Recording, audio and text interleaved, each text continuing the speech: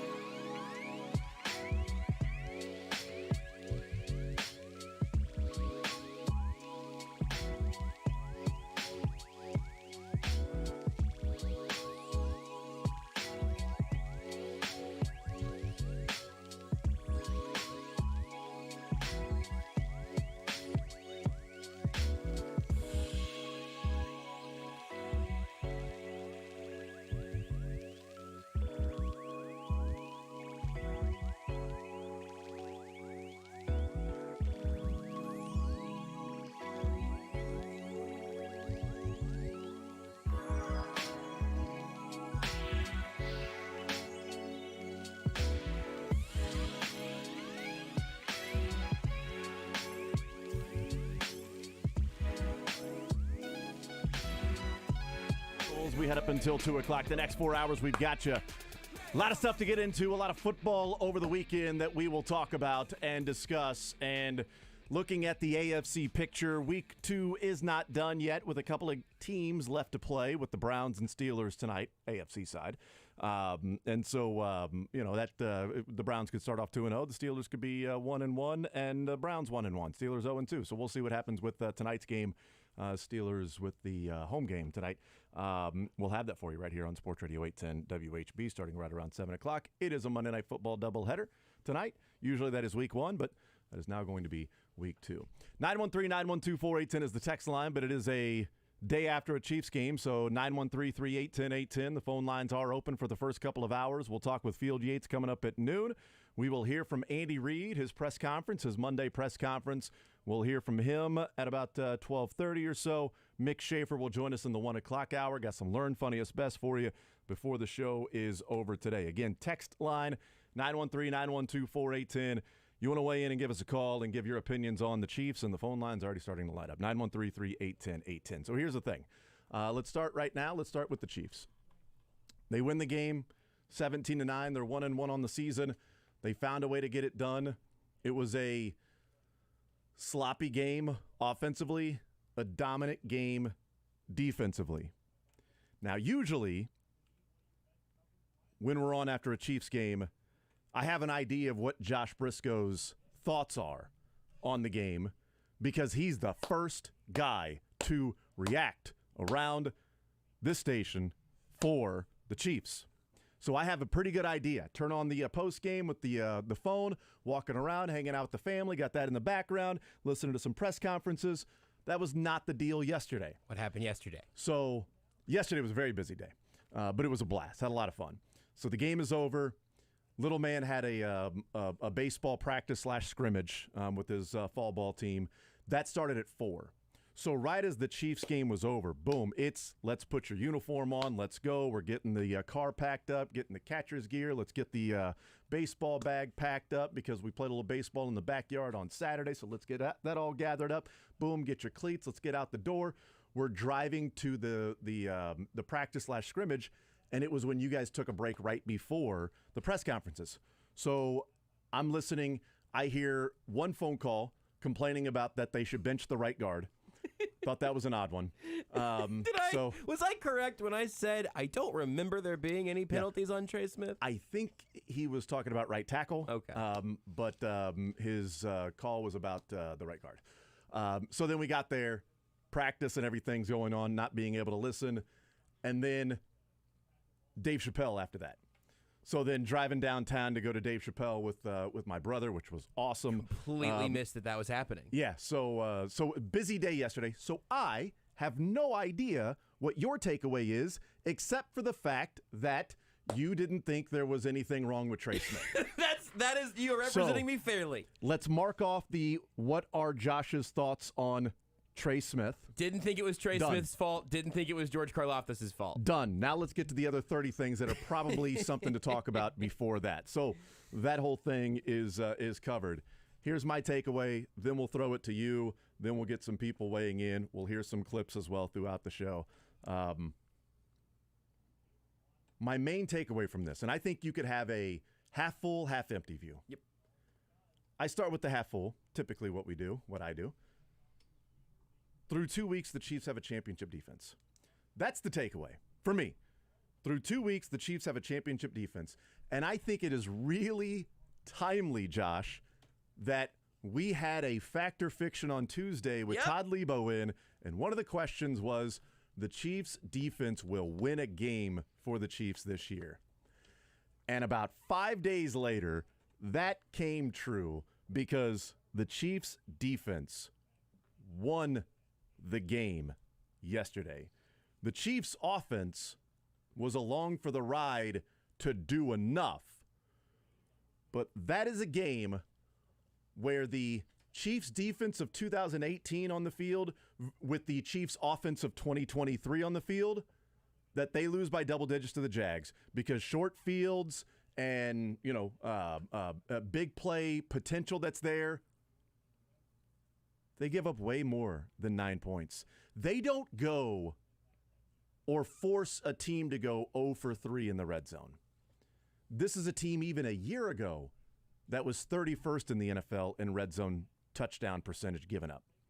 Roughly, I think it came out right around 66%. So about 2/3 is where they were last year. 2 out of every 3 times a team got in the red zone, they scored a touchdown. Yeah, it's rough.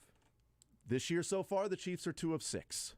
6 trips to the red zone for 2 different teams, and they've given up 2 touchdowns. One of those trips to the red zone happened after what would have been a forced punt that then was a fake punt. So the Chiefs on the season have given up 1 touchdown drive that was not impacted by another phase of the game. Special teams and the 1 drive. And that drive was also benefited for the Lions. Credit to them. This is not a Chiefs did this. It was the Lions converted a couple 3rd and longs. Those things happen. Yep. Teams will put a drive together where they'll have some big plays in big moments. And L'Jarius Sneed was about a half second away from hitting Jared Goff when Goff got rid of the ball for 17 yards to Reynolds that extended that drive on like 3rd and 8, 3rd and 9, something like that. They were that close to limiting the Lions to only 1 touchdown drive that was as a result of a fake punt. Etienne had 40 yards on 12 carries, about 3 yards per carry. Trevor Lawrence had a 17 QBR. Oof. A 68 quarterback rating, and a 17 QBR in the game. 22 of 41 for 216 yards. You had Calvin Ridley, who was a big talk last week about what would the Chiefs do against, Calvin Ridley, who had an amazing first half, by the way. It was not against the Chiefs, but last week when the Jags took on I don't even remember who they played. Colts. But the Colts, that's right. Who looked pretty good. To add to this point, Yeah. Colts looked pretty good yesterday against the less Absolutely. talented Texans team. Yeah, until the 4th quarter when they decided to stop playing for whatever reason, and then the Texans started scoring, or at least making it a little more interesting. But Calvin Ridley was awesome in the first half last week. And since then, he has 4 catches. But against the Chiefs, he was targeted 8 times. Not 1, not 2, not 3, not 4, not 5, not 6. Surely 7. Not 7. What? 8 times. 2 catches, 32 yards. Not 2, not 3, not 4, not 5, not 6, not 7. 8 targets, 2 catches, 32 yards with the Chiefs defense. And one of those catches was like the 3rd play of the game. It was a dominant performance by the Chiefs. And while there are questions about the offense that we will certainly get into and talk about, this Chiefs defense is legit, and it is as quickly legit as we've seen in a Spagnuolo defense in year number 5. We'll get into the offense. That's my main takeaway, was this has looked like, in 2 games, a championship defense for the Chiefs. And one quick other little nugget that I looked up. So the Jags against Indianapolis put up 31 points and 4 touchdowns. The Lions against the Seahawks yesterday put up 31 points and 4 touchdowns, which means in the 2 games combined that the Jags and Lions have played other teams besides Kansas City, they have 62 points and 8 touchdowns. In the 2 games against the Chiefs, they have 30 points and 2 touchdowns. Josh, your thoughts? That's the exact type of little math equation that you put out weeks into a football season to try to figure out how good is your unit against this other team. Mm-hmm. How if you don't have those good signposts to measure yourself against. The Chiefs have this offense that they went to into Jacksonville yesterday that was legitimate for all the reasons we discussed all the week leading up to it. I also, on postgame last night, mentioned and thought back to that apparently prophetic fact or fiction where what I said yesterday was, look, I really, that was a fact at the time when we all agreed. The Chiefs defense would win them a game this year. I don't think one of us thought it was going to be this weekend. And certainly not this offense. You also are right on top of what I was honing in on yesterday is, and this is a more violent terminology, but there's one drive this year, one touchdown this year where the Chiefs defense truly has all the blood on their own hands. There's one drive that was truly their fault that wasn't impacted by a special teams flub or a short field or actually not even the short fields. The short fields they still dealt with yesterday. The pick six against the Lions is sort of on the team's resume, but certainly not on the defense. My big take to hopefully soothe some people on the offensive side and to be as excited as anybody for the defense is that I prefer this to the inverse. If the Chiefs could win both of their first couple of weeks like the Cowboys have, if you get a 40-0 and feel like a dominant force on both sides of the ball, that's fabulous. Everybody would take it. But if you make me choose, I will take the Chiefs' defense looking like a Super Bowl winning defense and the offense looking a little bit out of sorts because the offense still has the greatest quarterback in football, one of the greatest offensive minds we've ever seen in the sport, and the single greatest tight end to ever play the game, despite the fact that right now, he won't tell you this, but I will. He is impacted by the fact that he suffered an injury right before week 1 that for a while they feared might be season ending. Yeah. So, of course, Travis Kelce is not at 100%. And this offense is not at 100%. There's growth to be had for the pass catchers. I think that the offensive line issues, the penalties that we'll have to unpack some, I think that we saw the worst version of that yesterday. I don't think it gets worse from there. But the defense looked like, when we were talking earlier in the preseason, before training camp, before we knew the Charles Omenihu suspension length, before we knew how contentious things were going to get with Chris Jones, we talked about this Chiefs defense being a potentially top 10 unit. My flaming hot, spicy take was that by the end of the year, they would be viewed as a top 10 unit.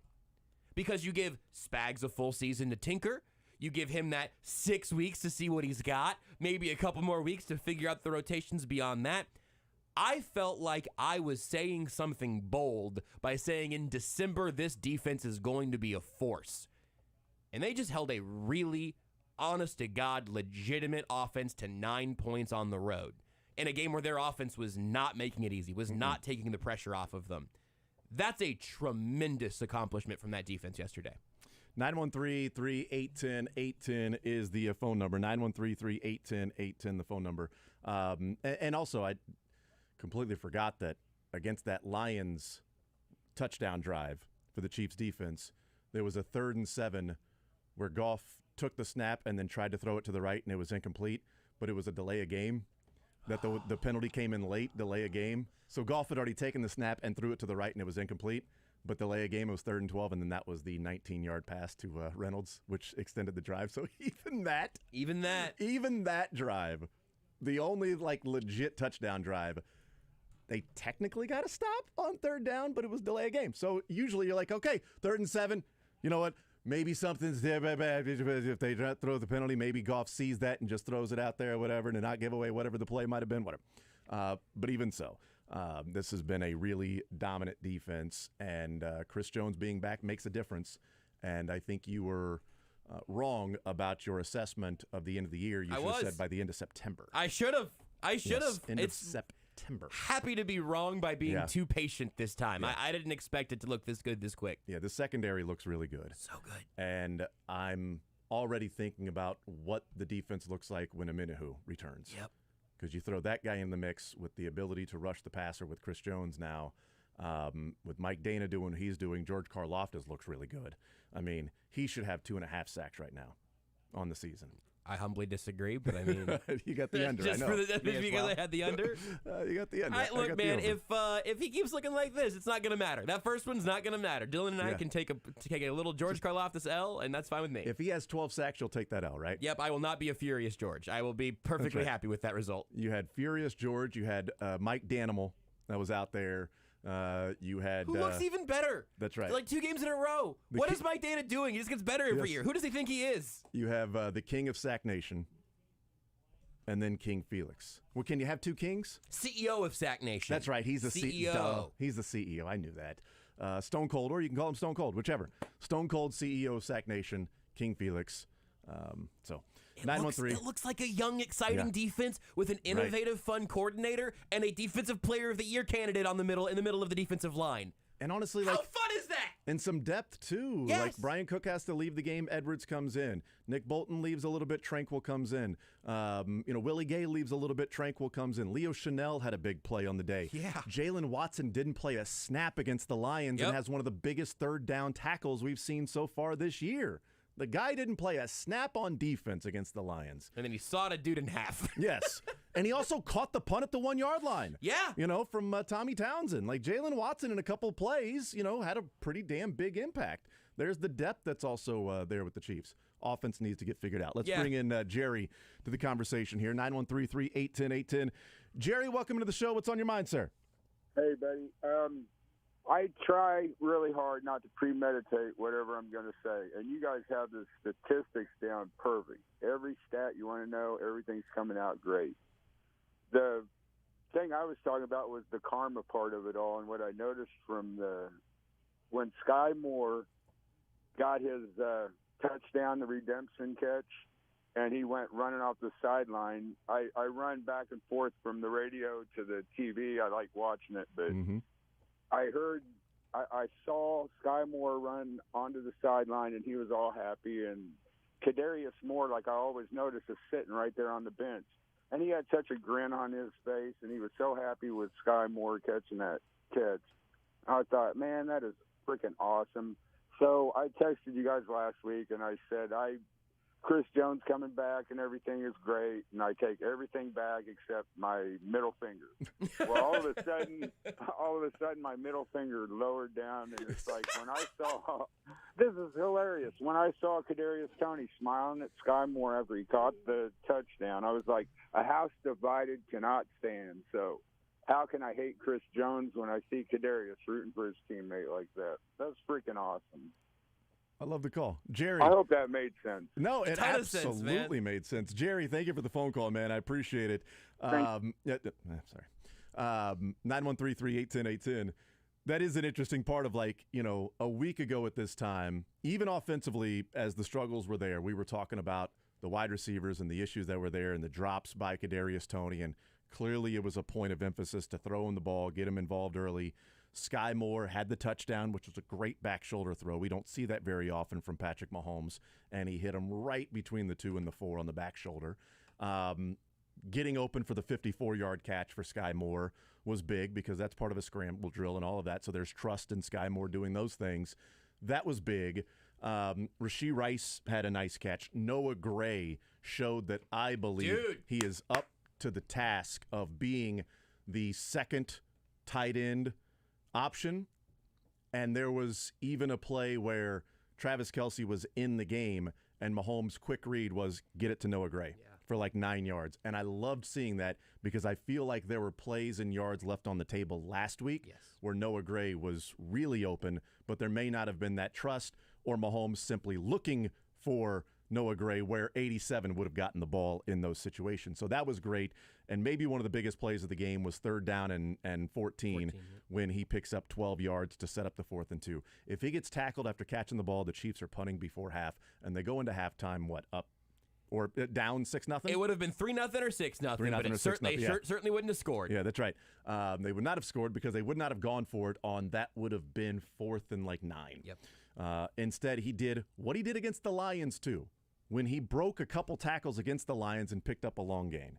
Then he breaks some tackles and picks up the gain to put him in position to where they can call the play to CEH for 10 yards.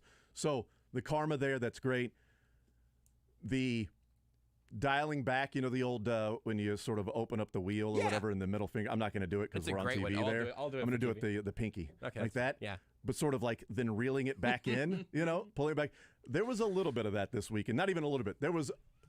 There were 2 big moments like that this weekend. 1, fans with Chris Jones. 2, the Brady Cook. Yeah! This freaking guy, I've never doubted you for a second. Oh, no, Brady Cook's injured? What are they going to do? How are they going to get by without Brady Cook? Why? Of all the no, take Luther, not Brady. Please, God. Anybody but Brady Cook. Booyah! All right, booyah! That's what I was saying. It was back-to-back days of the I am sick and tired of this guy being injured, and now he's awesome. Chris Jones, I'm done with him. Get rid of Chris Jones. Sign him to a long-term deal. Man, what a player. Right now. DPOY. Give him a 10-year lifetime contract. Give him the Magic Johnson deal. Come on. I really like booyah. Booyah. That's a good bit. Logan next up on Sports Radio 810 WHB. Logan, welcome into the show. How are you, sir? Doing well, sir. And Brisco, awesome job on the post-game show yesterday. Thank you, sir. I'll take your word for it, Logan. Was I funnier than Dave Chappelle? That is probably no. Yeah, I get it. It was great. No. I got two quick questions for you, and they're both about coordinators. One, on the defensive side, I feel like Spags has figured the defense out like at the beginning of the season instead of waiting till like week 7 or 8 like normal. What do you think's been the biggest contributor to the defense just getting on a roll? And then two, on the offensive side, I'm a diehard Bears fan, and so Matt Nagy leading the offense is always a little scary to me. How much of an influence does Nagy actually have on this Chiefs offense? And do you contribute his coaching at all to any of the struggles the offense has had? You know, I think, and Logan, I appreciate the call, man. 913-3810810 is the phone number. Those are really good points. Also, sorry about being a Bears fan. That's got to be tough. You know, you get to see your team this weekend. You know, get to go out there and watch your team this weekend. If you want. If you choose not to, I wouldn't blame you. I wouldn't blame them, but I'm not going to take a team for granted with the way this Chiefs offense is played. That's So, fair. I mean, go out there and win the game. They're 12.5-point favorites right now. The line has moved a couple points towards the Chiefs, which makes sense. I looked at the line before the Chiefs game started, and I think it was 10.5. Then the Chiefs and Lions went out or Bears went out and played those games, and now it's 12.5. So if you wanted the Chiefs early, you probably should have jumped on it before the Chiefs and Jags. Even with the way the offense played, even only beating the Jags 17-9, but it was still beating the Jags on the road against a playoff contender that's probably going to win that division. Even though they're 1-1, and Tennessee is now 1-1 after beating the Chargers, so they're both 1-1 there in their division. So I want to answer both those questions. We'll do it on the other side of the break. 913-3810810. Logan, thank you for the phone call and the 2 points. We'll get into those because I've got a specific reason on Spagnuolo and the defense as to why earlier this year. And I do think it's going to be interesting with Matt Nagy, and I think there are some reasons with that as well. We'll take a timeout. We'll come back. More Zone next. Want to see more of The Zone? Watch the show live on the Sports Radio 810 WHB Facebook, Twitter, YouTube, and Twitch.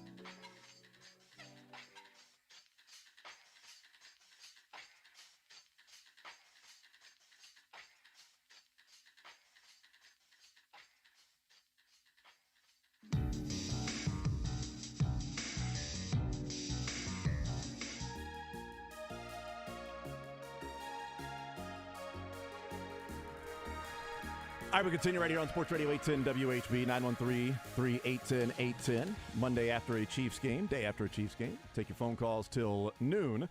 We'll talk with Field Yates coming up at noon. Andy Reid, press conference about 12:30 or so. And Mick Schaefer, 1 o'clock. Learn Funniest Best. 913-912-4810 is the text line if you want to weigh in that way as well.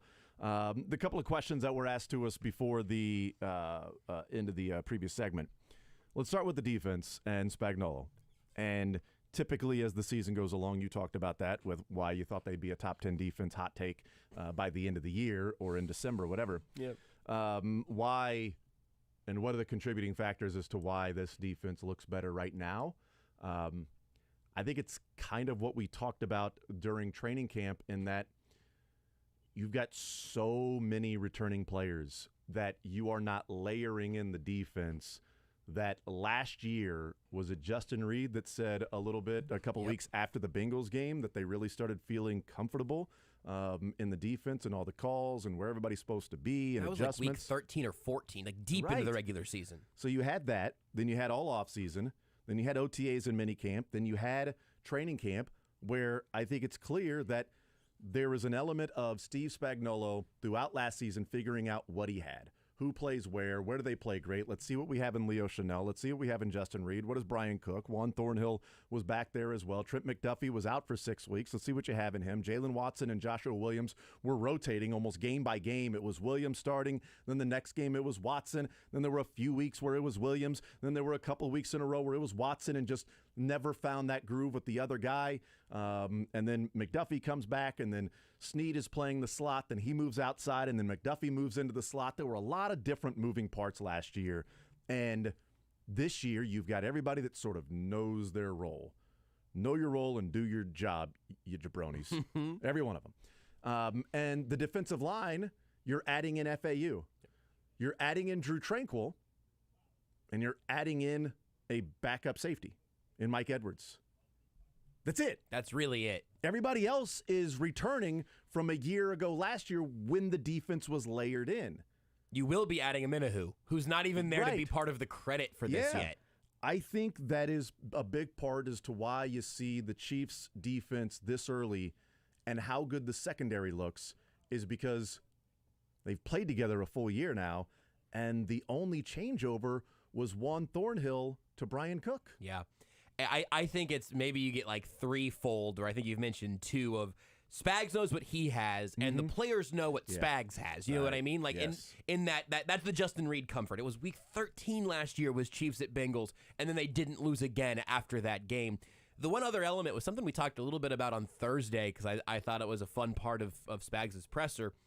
I just think we have a lot of evidence of him being a very passionate and an excellent teacher. And now he's not teaching, here's the foundation. Now there was a little tidbit from the, believe it or not, it's to listen to the Athletic Football Show. Oh, and Nate Tyson Robert Mays was talking about the Chiefs defense. So you finally checked it out. I finally had the time. Yeah. And they were talking about the play that ended in that Jalen Watson stick. Was that on Jones or Kirk, I think? I can't remember who he cut in half. It was Kirk. It was Kirk. So there was some motion on that play. It was Kirk. It was Kirk up top, and then, we're like a magician's assistant. Right. On that play, they used that as an example to watch all of those young DBs just pass them off. It's kind of your responsibility, and then you pass them over. Is that my responsibility? Pass them over. Instead of having everything be this communicative mess where you're trying to figure out who has what responsibility and who has whose responsibility. And now you're also adding your own wrinkles. The creativity we saw on the defensive line in week 1. It's not just give me the fundamentals, we'll do the fun stuff at Halloween. Now it's, hey, we got the fundamentals down. Let's get wacky. And it might get even wackier by December now, which I think is thrilling. The offense, I think it's the exact opposite of what we're talking about with Spagnuolo. You got a group of wide receivers that are getting used to their roles, that everybody's sort of moving into a different role. MVS, while sort of the way he plays is the same, but without Juju and McCole Hardman, it's sort of like, okay, MVS is now the, longest tenured player. I mean, Sky Moore, Justin Watson, MVS. For wide receivers, that's pass catchers. Noah Gray is an old man out here now, I guess. Specifically wide receivers, yes. Justin Watson and MVS and Sky Moore. I mean, Tony half the season last year. Yep. Richie James knew. Rashee Rice knew. Justin Ross knew. So you've got a lot of guys figuring out what their role is going to be. And I think there's an element of the Chiefs figuring out how to use those guys. Absolutely. There was a clear point of emphasis of we're throwing the ball to Kadarius Toney. We're going to put the ball in our playmakers' hands. There wasn't a clear point of emphasis of, hey, we're going to get the ball to Sky Moore. No, there really wasn't anybody else to where it was we're going to force feed this guy to get this person in the game because he is a difference maker. They weren't really running the football in the first half, even though Patrick Mahomes said there were some RPOs that he chose to pass out of it. And you've got 2 new tackles. That for 54, 55, 56 minutes of football this year looked fine. And the last 65 minutes has not. They have not looked fine. Because that last possession against the Lions, when you had the false start and you had the hold, that carried over into this week. When Donovan Smith got a hold, Juwan Taylor had a couple of holds. He had an illegal formation. He had a false start. Joe Thuney had a false start. Creed Humphrey continued to snap the ball at Patrick Mahomes' feet over and over All and over. day. For some reason. Maybe the ball was slippery. Steven talked about this morning. He said it was the hottest game he's ever attended. Not just because of heat, but he felt like it was just smothering. Just like you couldn't breathe. Like the swamp feeling, right? It was just the humidity. It was just a blanket everywhere. Like you were trying to breathe through a blanket. Everybody knows that sort of feeling. And it was one of the hottest. He said the first quarter, he and his wife had already sweated through their clothes. Like it was just bad. Everybody, that's what was going on with everybody there. So maybe the ball was slippery, and that's why it kept, snapping low. Whatever, adjust all of that stuff. He's one of the best centers in the league. That shouldn't happen over and over again. And I think he might calibrate a little lower than most. I can't think of a time he's ever sailed one, or at least not very many times. And I feel like every once in a while you'll see Mahomes kind of crouch down a little bit to pick it up. Did he sail one against the Lions? Last week, did one go over? Oh boy, did that really happen last week? Remember. It really may have. Maybe I'm thinking of a completely different team. Sorry, might have been thinking of Missouri a couple weeks ago. I'm not sure. Going on, man. Regardless, so new pieces, 2 new tackles, wide receivers that are figuring things out. I mean, there are 3 players that Mahomes, or there are 3 players on this Chiefs team that have a 100% catch rate. Edwards-Helaire is 3 for 3. Justin Ross is 1 for 1, and Donovan Smith is 1 for 1. Sure is. Those are the 3 players that Mahomes has thrown to, and they've caught it every single time. Every other player has at least 1 more target than they do receptions. So Edwards-Helaire, Justin Ross, and Donovan Smith were not the players we were talking about that would be the efficiency for Mahomes throwing the football to them. And I'm a little disappointed that, you know what? I'm not disappointed that Donovan Smith did not run, because if Donovan Smith had picked up a first down, they would have accepted that penalty and he would not have a reception. Oh, the fact that that's they declined a good the point. penalty meant that it was a reception to Donovan Smith. I completely blanked on them just having declined the penalty because I saw it was in the box score. I was like, oh, that's great, but it was definitely illegal. So why is that still there? Didn't even think of that as being a declinable penalty. Actual play, so it would counts still as have to finish out as a play. 1 reception, 0 yards for Donovan Smith. I'll go ahead and say it. I'm still a little disappointed in his yak ability. Make a guy miss, Donovan. This offense is going to rely on some yards after catch. That's right. And I think we've learned right away. They're trying to figure roles out. We've learned right away that Donovan Smith is not the guy to get you the yards after catch. Probably not. Eliminate that. But great hands. That's right. Caught it. But Justin Ross, 1 catch, 6 yards. Clyde Edwards-Helaire, 3 catches, 24 yards on 3 targets. Donovan Smith, 1 catch, 0 yards. Everybody else, like there's been, and especially this early in the season, right? You would have a couple like, hey, this guy is 2 for 2, or this guy is 3 targets, 3 receptions, or 4 targets, 4 receptions. It hasn't been that. Sky Moore's got 7 targets and 3 catches on the season. Kadarius Toney, 10 targets, leading the team in targets. 10 targets, 6 receptions.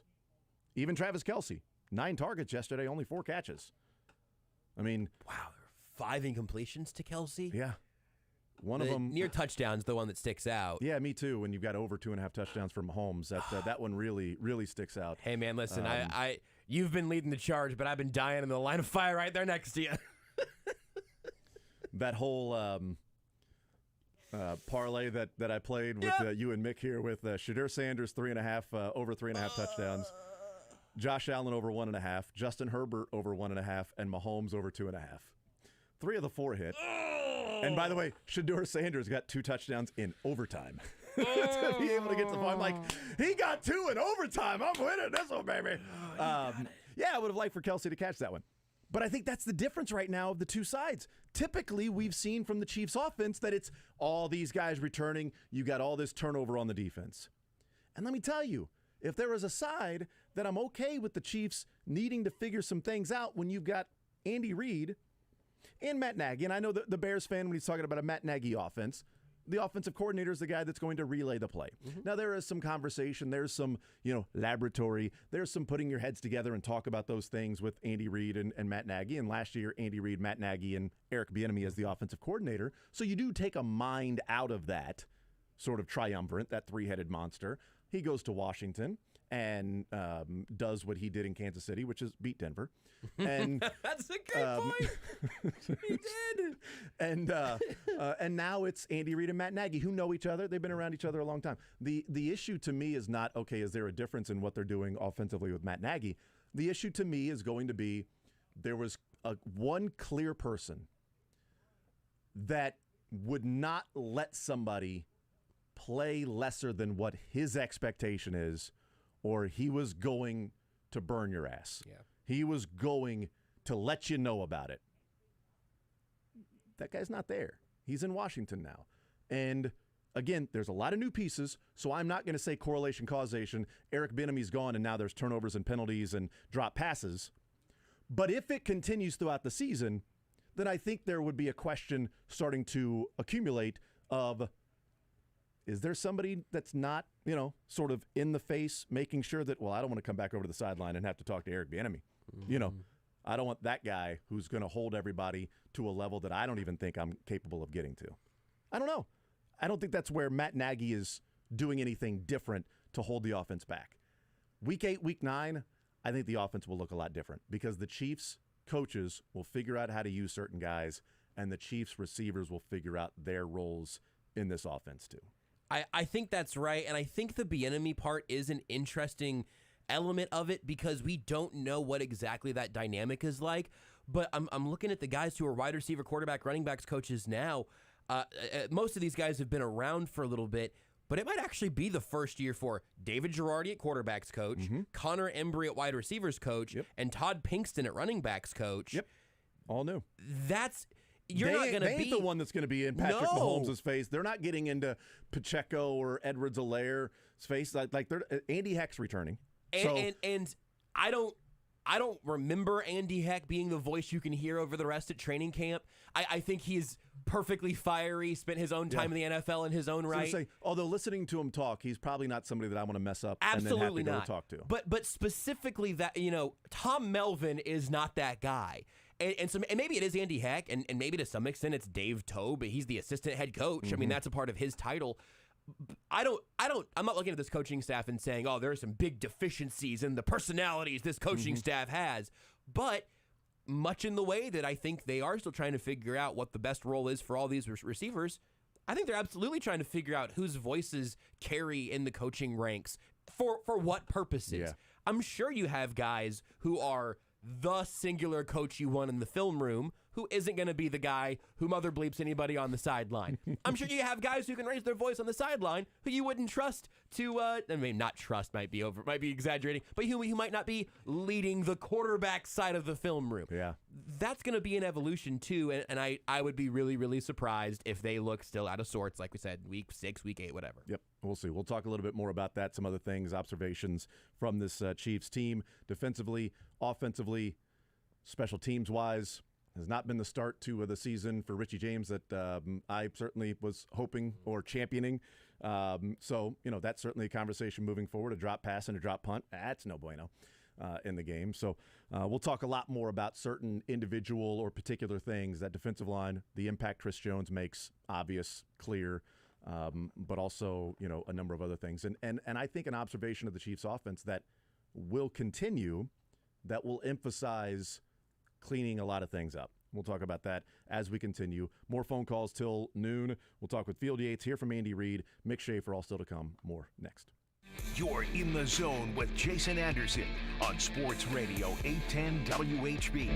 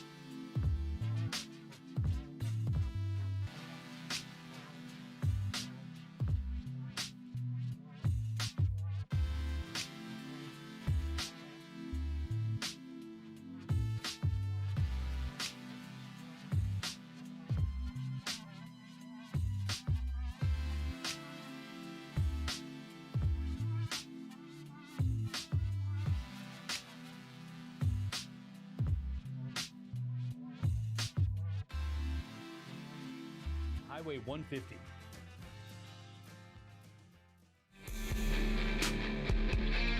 All right, wrapping up the first hour here. One more hour of wide open discussion around the Chiefs. 913-381-810 is the phone number if you want to weigh in. We'll talk with Field Yates coming up at noon. We will hear from Andy Reid in his press conference about 12:30 or so. Mick Schaefer, 1 o'clock. Learn Funniest Best, all still to come here on Sports Radio 810 WHB. We'll get into a number of texts that have been coming in that I do want to read and talk about. Hear from some of the players. And another point on the Chiefs offense that I think will more than likely be something to get used to and emphasize penalties, turnovers. We'll explain that as we continue rolling. 913-381-810, day after Chiefs game. Open up the phone lines. One more hour to go. With that, Field Yates, Andy Reid, Mick Schaefer, all still to come on this Monday, Victory Monday for the Chiefs. More Zone next. I'm not exaggerating when I say this. QZ can...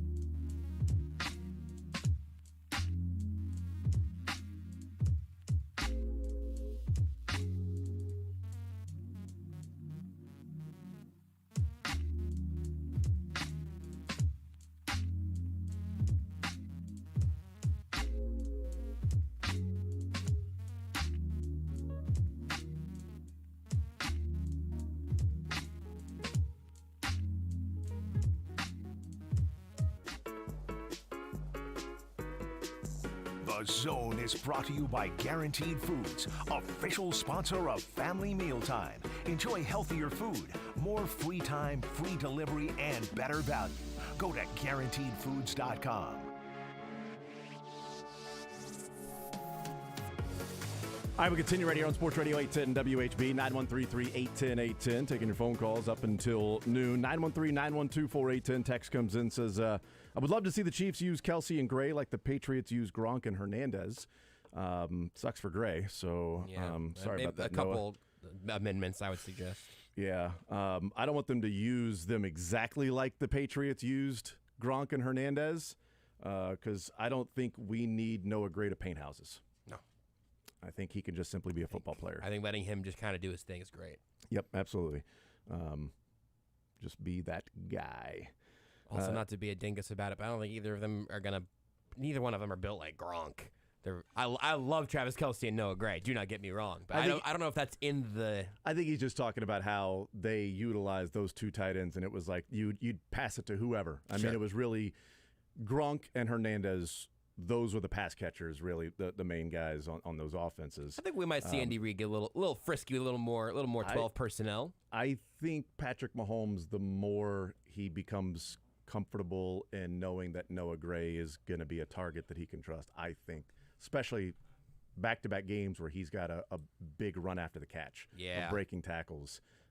That's somebody to where you go, you know what, maybe we do put the ball in Noah Gray's hands in space as a tight end and pick up extra yards. 913-912-4810 text says, I'd argue the Chiefs defense gave up 6 yesterday since one of the field goals was on a 3-and-out after the Richie James fumble. Yeah, that is tough. I mean, there's nothing they can do about that. They did their job, which was one of the biggest defensive possessions after the fumbled punt, 0-0, or muffed punt, and you get a 3-and-out and force a field goal. So, yeah, certainly. Text says, did they target McDuffie twice? Says, dude's getting 0 looks.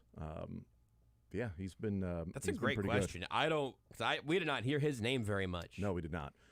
We saw a lot of them going after Snead, and there were some pretty big plays. And McDuffie with the play on Zay Jones in the back of the end zone, Snead with the play on Ridley in the back of the end zone. That 12th defender was used perfectly by the Chiefs' defensive backs, and you're talking about a couple of inches away from 8 more points on the board for the Jags. You know, an inch or so away from Ridley getting that first foot down, and a few inches away from Zay Jones getting his second foot down. But it didn't happen because the Chiefs defenders were there and made the plays that they did. And when you squeeze off the back end, the end zone there, it makes it a more difficult throw for Trevor Lawrence to try to sneak it in, and you've got to be more fine. And they weren't as fine as, they needed to be.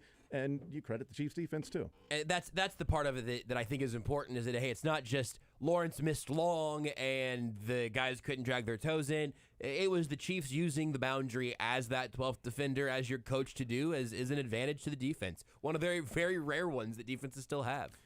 913-381-0810. Let's bring in Rev to the conversation, joining us here on a Victory Monday for the Chiefs, winning 17-9 over the Jags. Rev, go right ahead. What's on your mind? Hey, man. Hey, nice to talk to you guys. First call this year. Absolutely, man. I appreciate it, brother. Hey, man, you guys do a great job. I just want to say the offense, turnovers, Chiefs, they get people that they knew had problems before they got here, but I guess they feel they can turn them around. And then on that offense, those calls, offside, what's that guy's name? Juwan Taylor, probably. Yeah, him. Yeah, and then I feel like a lot of people are going to give me some problems when I say this. The play calling, we never really know who's calling the plays, but, man, I don't think Matt Nagy's got that offense going, man. I think I never did like Matt Nagy. So let me know what you think about that. I don't know I know a lot of it is play calling, man. I don't think it's too much as the receivers. I'm like, what are we doing now? Rev, I appreciate the phone call, man, and the kind words as well. I do think that there's more to me of a wait and see because of the newer pieces on the offense and the wide receivers and trying to figure some things out and using a lot of different players. Again, Mahomes completed passes to 11 players and had 12 players targeted. The only pass that he targeted or player that he targeted did not complete a pass was Richie James in the drop on the one target that he had. 12 players targeted, 11 players caught a pass.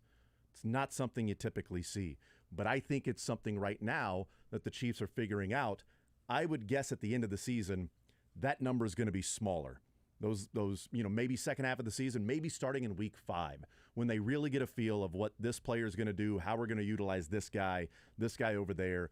Here's what works for him. When Mahomes starts figuring things out, I think that 11 will shrink down to 9 and 8. Maybe it'll get to 7. Maybe there'll be other games where you have 8 or 9, just depending on what the defense is doing.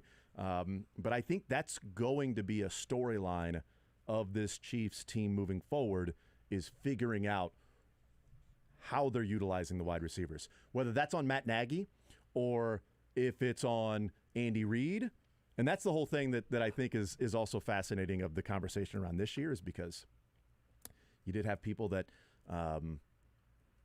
liked to blame Eric Bieniemy, that if something went wrong, well, Bieniemy's doing this, Bieniemy's doing that. Something went right, Andy Reid was awesome. And I do wonder if those same people that would be blaming Bieniemy for the bad calls or whatever, are they looking at Matt Nagy the same and saying, well, Nagy's doing this and Nagy's doing that? I'll be consistent in my opinion in that I think there's a conversation. I think they figure some things out in terms of game plan and plays put in. Andy Reid calls the plays, and then Eric Bieniemy or Matt Nagy or whoever else relays those in there. But when the Chiefs are on defense, I think there's lots of conversations about where do we go next. And there might be plays to where Eric Bieniemy or Matt Nagy was like, we need to go this. Let's do this. Let's do that. And Andy's like, all right, let's do that. Let's try that out. And then Andy will call that play in a certain time. Maybe it works, maybe it doesn't. That's the dynamic that I think still exists for the Chiefs. It's just a matter of Bieniemy instead of Matt Nagy, and last year being Bieniemy and Matt Nagy. Yep.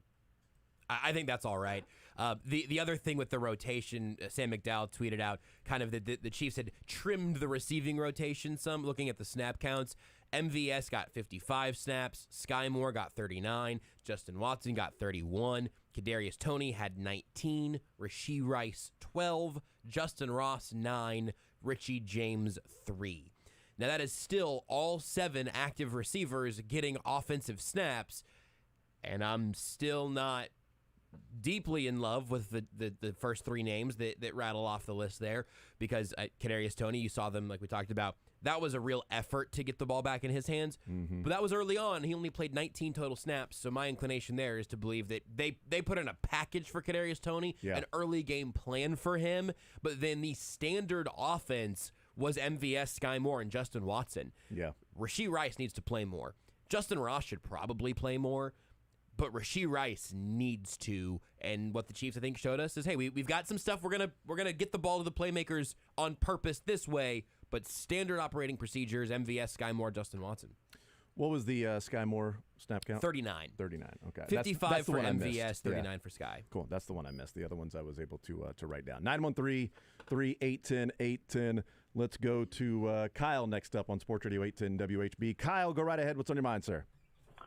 So I think that the challenge that the Chiefs did in the fourth quarter was not about the 2 yards they were going to get from the challenge, but it was a way to get an extended timeout for the defense to catch their breath, because they had guys cramping up. It looked like they were gassed, and they got a 4-minute timeout versus a 45-second timeout. The Chiefs got 2 extra yards, but even if they lost it, that challenge, they were still going to get an extended timeout. I think it was genius. It's a really good point. Yeah, absolutely. But if they lost it, it would call them.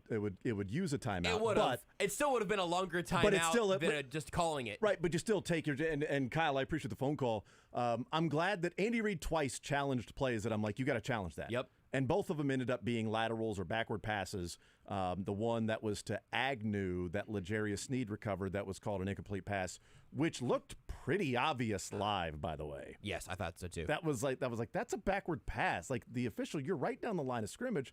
Either way, I I kind of think the standard operating procedure in the NFL was, well, if I call that a backward pass, it's a turnover. Yes. They can review it on their own. I'm just going to go with the turnover on the field, and then they can go and review that. Because you have to have a clear recovery for it to be overturned, and mercifully the Chiefs did. Absolutely, a very quick recovery. And then a couple things. What the challenge did was it moved it back 2 yards, but because it was a backwards pass, it counts as a fumble, which is a sack for Chris Jones. So not only did the challenge give an extra timeout, it gets Chris Jones closer to his incentives, bonuses that are there, because now he has a sack and a half instead of just a half sack. A sack and a half instead of just one sack, because that counted as a half. I'm bummed that you went straight there, because that was the thing. In real time, I thought, did he throw that flag to see if he get Chris Jones a sack? But it also half a sack for FAU there. That's exactly right. Ultimately split up. Exactly so that's good for him and Chris Jones. No doubt. And it gains 2 yards, and those 2 yards matter. But at that point in the game, they still had all 3 timeouts when they challenged that, right? Yeah. So your risk of burning 1 timeout to maybe get a couple yards, maybe you get your sack, maybe you have the longest timeout in NFL history because reviewing that play took a lot longer than I thought it was going to. Yeah. All across the board, I thought that was a good work from Andy Reid. 913-381-0810. Let's go to Phil next up on Sports Radio 810 WHB. Phil, go right ahead, sir. Hey, guys, one thing that needs to be mentioned that you probably already mentioned is that NFL games typically come down to third downs and red zone efficiency. And the Chiefs last year were insanely efficient in the red zone. And, of course, they were yesterday, and Jacksonville was not, albeit Ridley was barely out of bounds on that play that could have gotten them within 2. Another thing would be that the Chiefs actually did run the ball on 3rd and 2 and converted, did they not? They did. They handed a football to Isaiah Pacheco, and a good thing happened. 3-point stance, no less. On 4th down. That's all we got to do. Run the ball on 3rd and 2 and continue to be efficient offensively. Everything will come together. Hey, I'm good with that. Phil, I appreciate the phone call, man. 913-381-0810. The red zone efficiency certainly was much better for the Chiefs than the Jags. The Jags were 0 for 3. And defensively, one of the things we talked about at the top of the show was last year the Chiefs were 31st in red zone defense, 31st in percentage of giving up touchdowns on red zone trips for the opposing offense. They are now 2 of 6. So 31st last year, roughly 66% of the time they gave up a touchdown. Right now that's cut in half. God, I saw the stat from somewhere. It might have been Craig Stout or somebody at KCN tweeting it out that the league leader last year was 31% in red zone defense of red zone trips to touchdowns. The Chiefs have given up 2 out of 6 so far, so it's 2 games in out of 17. But in the 2 games, they're roughly pacing for what the leader in the NFL was in red zone defensive efficiency. Considering they were second to last year, 2 games in, that is quite the stark contrast and turnaround. Let's go to Joe next up on Sports Radio 810 WHB. Joe, go right ahead. What's on your mind? Yeah, I'll stop short of saying I loved what I saw yesterday, but I really liked it, especially with it being early in the season. Our defense looks great, especially against Jacksonville. They have really good playmakers on the offensive side, and to hold them to single-digit points is, I thought, a heck of a job.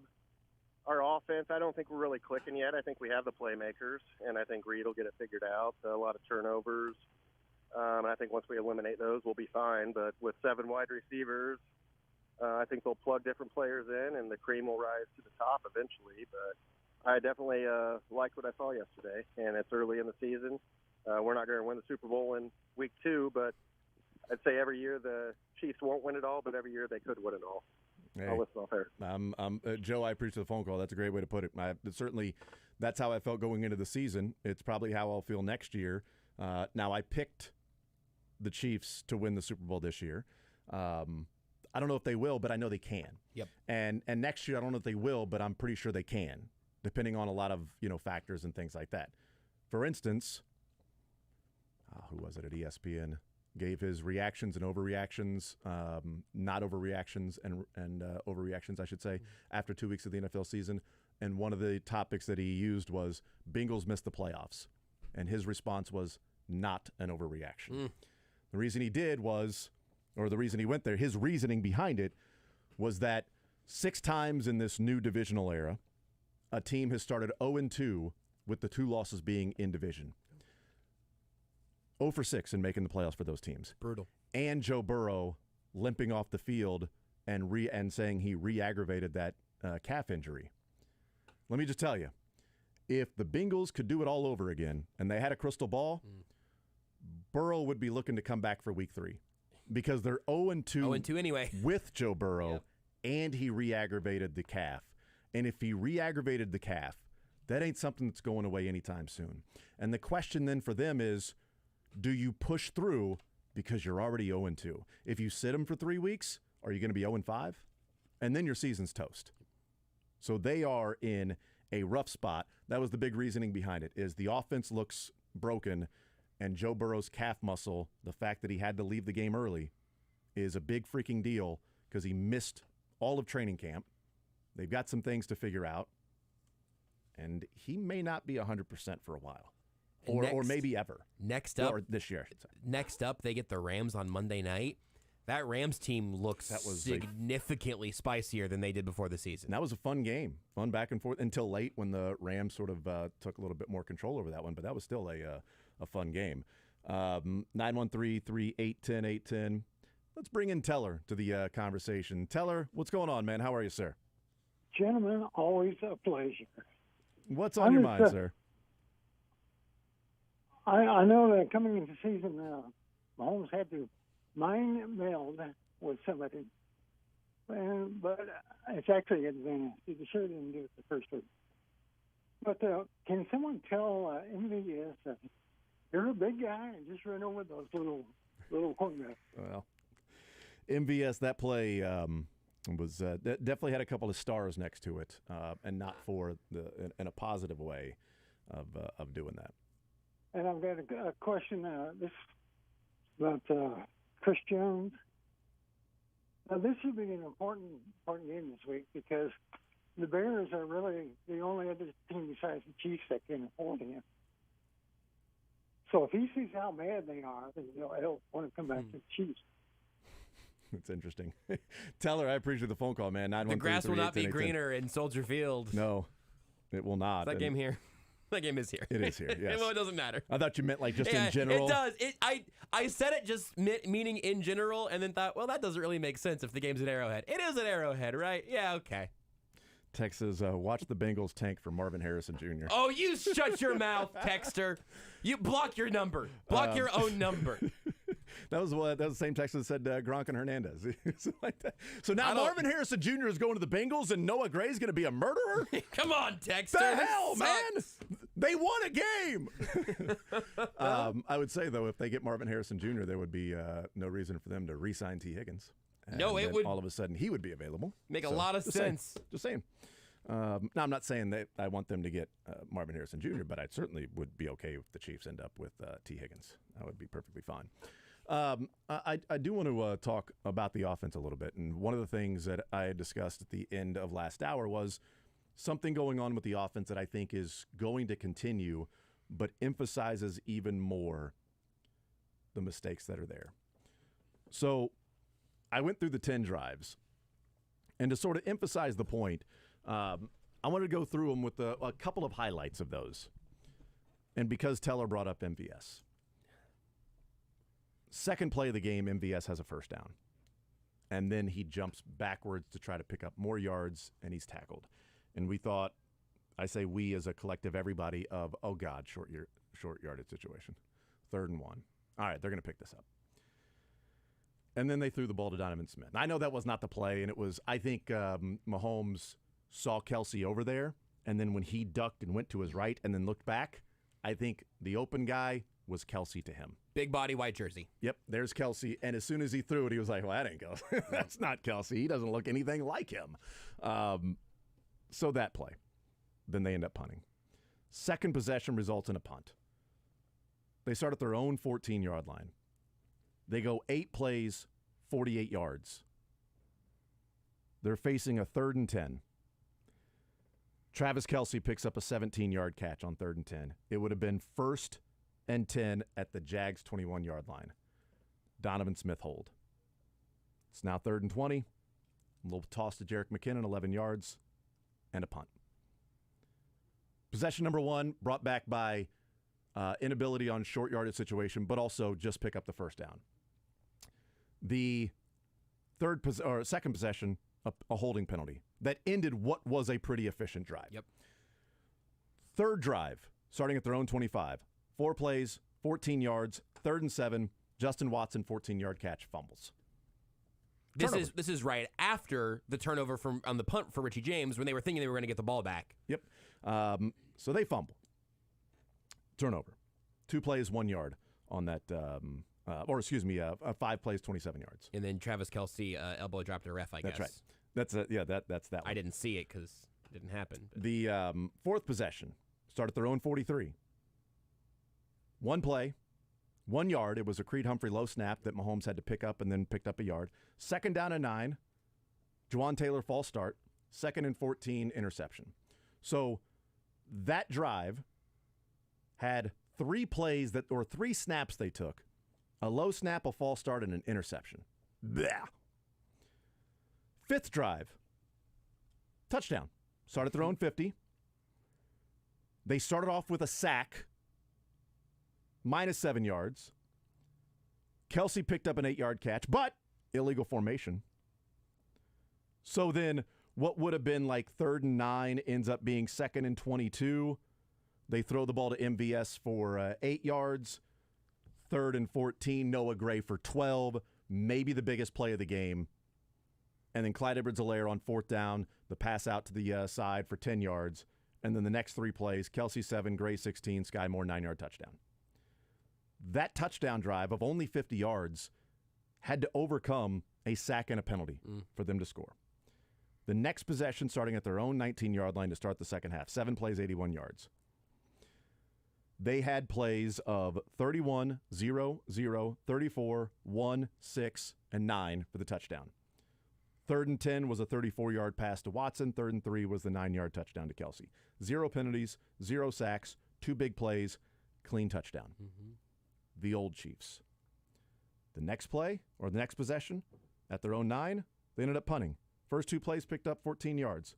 1st down and 10, Isaiah Pacheco picks up 6 yards. Oh, wait, it's a penalty on Juwan Taylor for holding.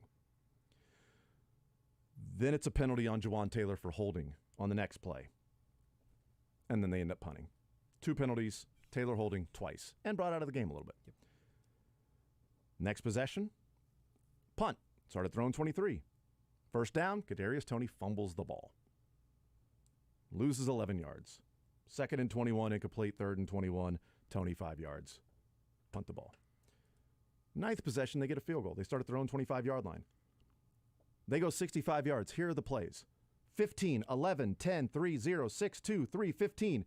2nd and goal at the 10. Juwan Taylor false start. 2nd and 15, or 2nd and goal at the 15. Joe Tooney false start. 2nd and goal at the 20. Incomplete, field goal. And the last possession, start at their own 25. They go their first 10 plays, 65 yards, plays of 0, 14, 4, 0, 54, 6, 5, take knees. They would have scored a touchdown on that drive. They had one drive. 2, I'll say 2. 2, the last one 2. 2 drives out of 10 that were clean. Yeah. That was not a penalty or a turnover. 2 out of 10. And the issue you run into is those drives, those 2, they had 3 plays, 1 of 34 yards, 1 of 31 yards, and 1 of 54 yards. Those were the clean drives. The other drives were 6 yards here, 5 yards here, 11 yards, 0, 2, 8, 5. When you have 10, 11, or long play drives that you're not picking up those big plays, there is so much more of a spotlight on penalties and negative plays because this offense, through 2 games, is not overcoming those negative plays. Against the Lions, right before half, 3rd and 17, MVS, big play. Big throw, big play. They overcame that one. They overcame one of them in this game, the first touchdown drive, when they faced, a 2nd and 22. and they end up on fourth, but they have to go for it on fourth down. If that 2nd and 22 is at their own 20-yard line, they're not going for it on 4th and 2. That's right. Andy Reid's not going to go for it on 4th and 2.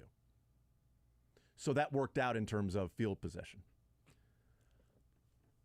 This is something that I do think is going to be around this year. Why it's an emphasis on the penalties and negative plays, because in the past the Chiefs could just overcome penalties and negative plays because they had big plays. And this team that's going to be relied upon to be a little more methodical because teams are not going to allow them just to pick up, long plays except for broken plays.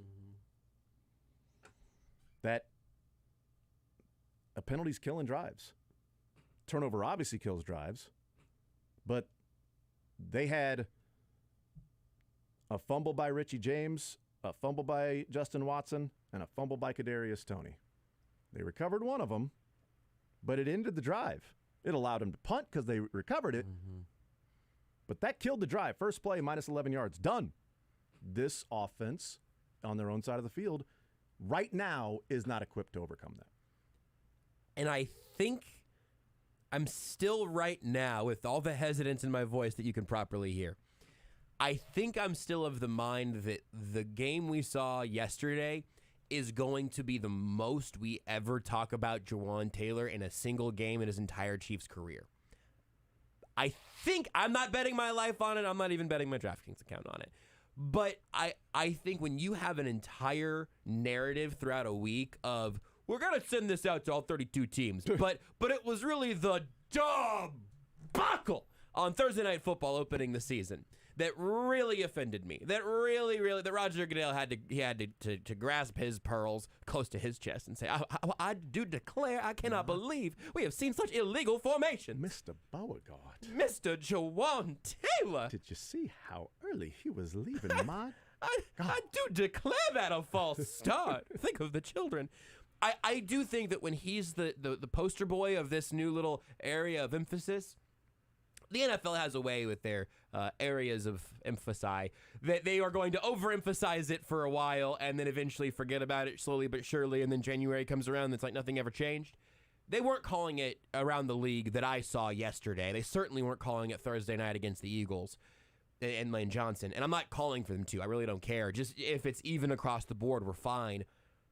The holds and Donovan Smith getting beat to the inside, that's bad. That's a real problem. It's something you can at least adjust for and say that's part of the game. Now we're going to have to figure this out.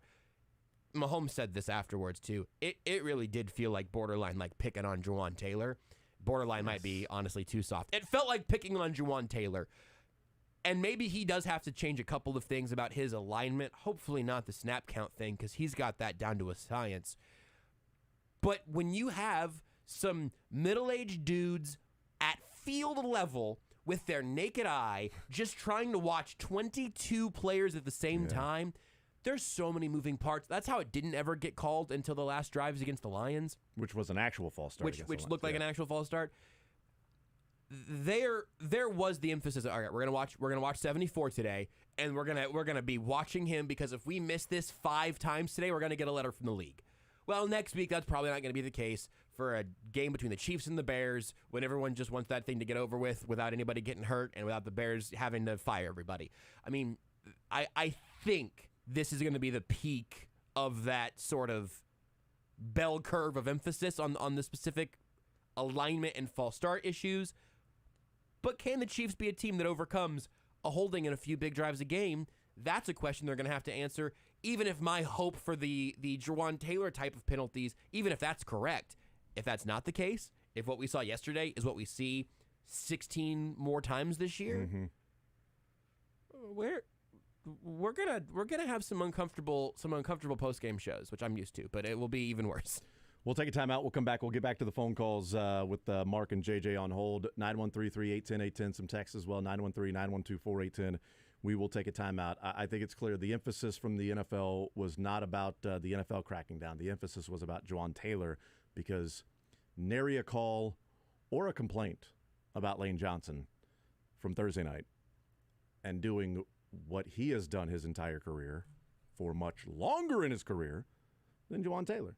Like, if it's going to be a false start, then it would be a false start for every tackle that does that. The NFL did not crack down on that around the league. The NFL made sure the Chiefs and Jawan Taylor did not do that against the Jags.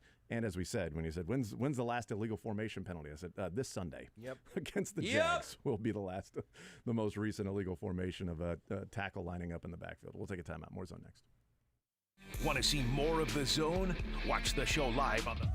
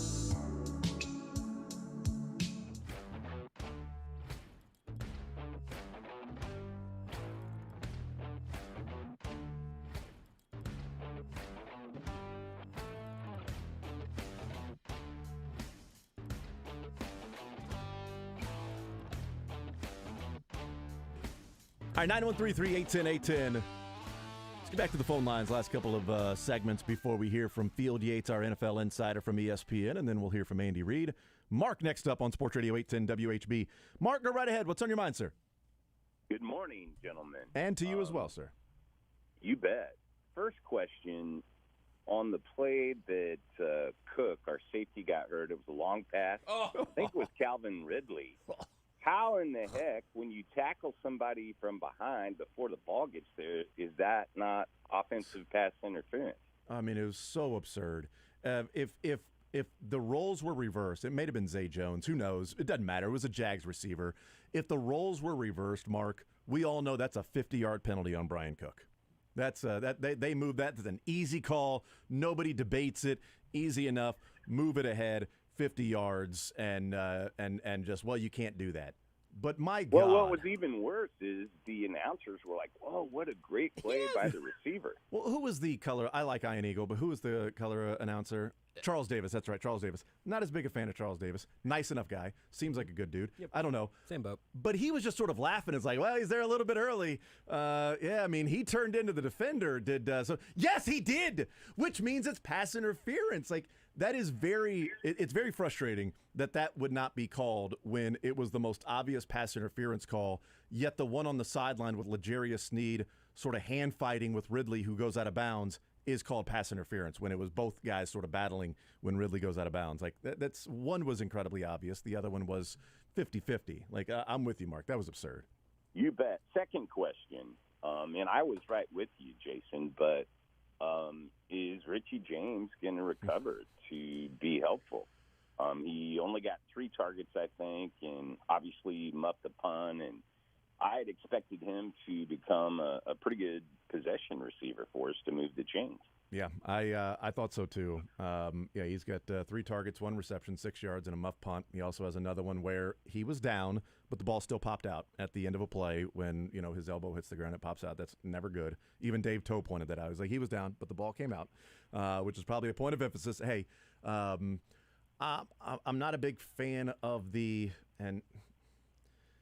sun might have been in his eyes, Mark. It certainly could have.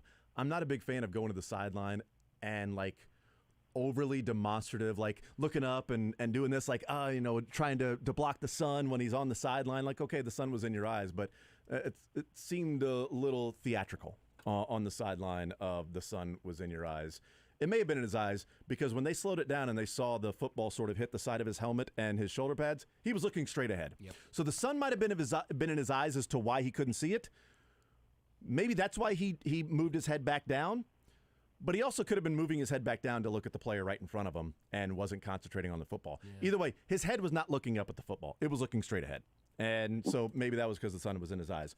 It's been a disappointing start for Richie James, no doubt.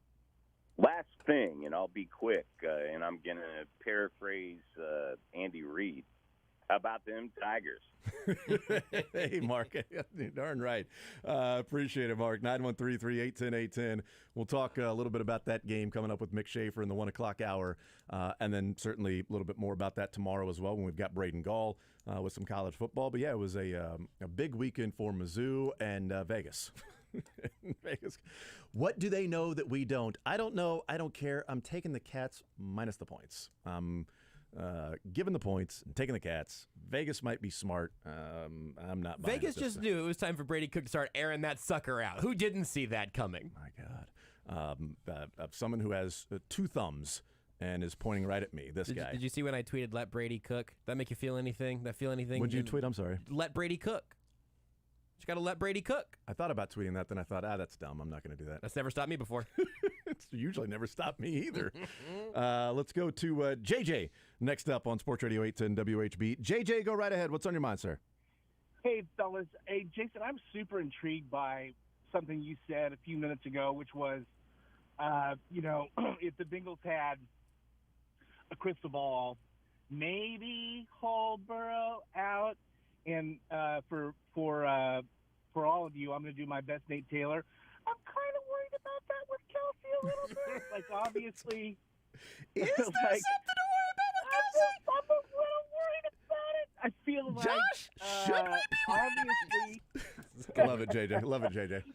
Obviously, he is super important for everyone else out there on there. But I'm like, so what was driving me to this was simply that I know it was 48,767,000 degrees in a wet heat yesterday, but I didn't like his face. I didn't like his body language, and I'm just like, the whole thing was like, is it too soon? And I know we needed it yesterday, but I worry that it's too soon. And then I apologize for crossing the streams here, and I also apologize if I didn't hear if you've commented on it already.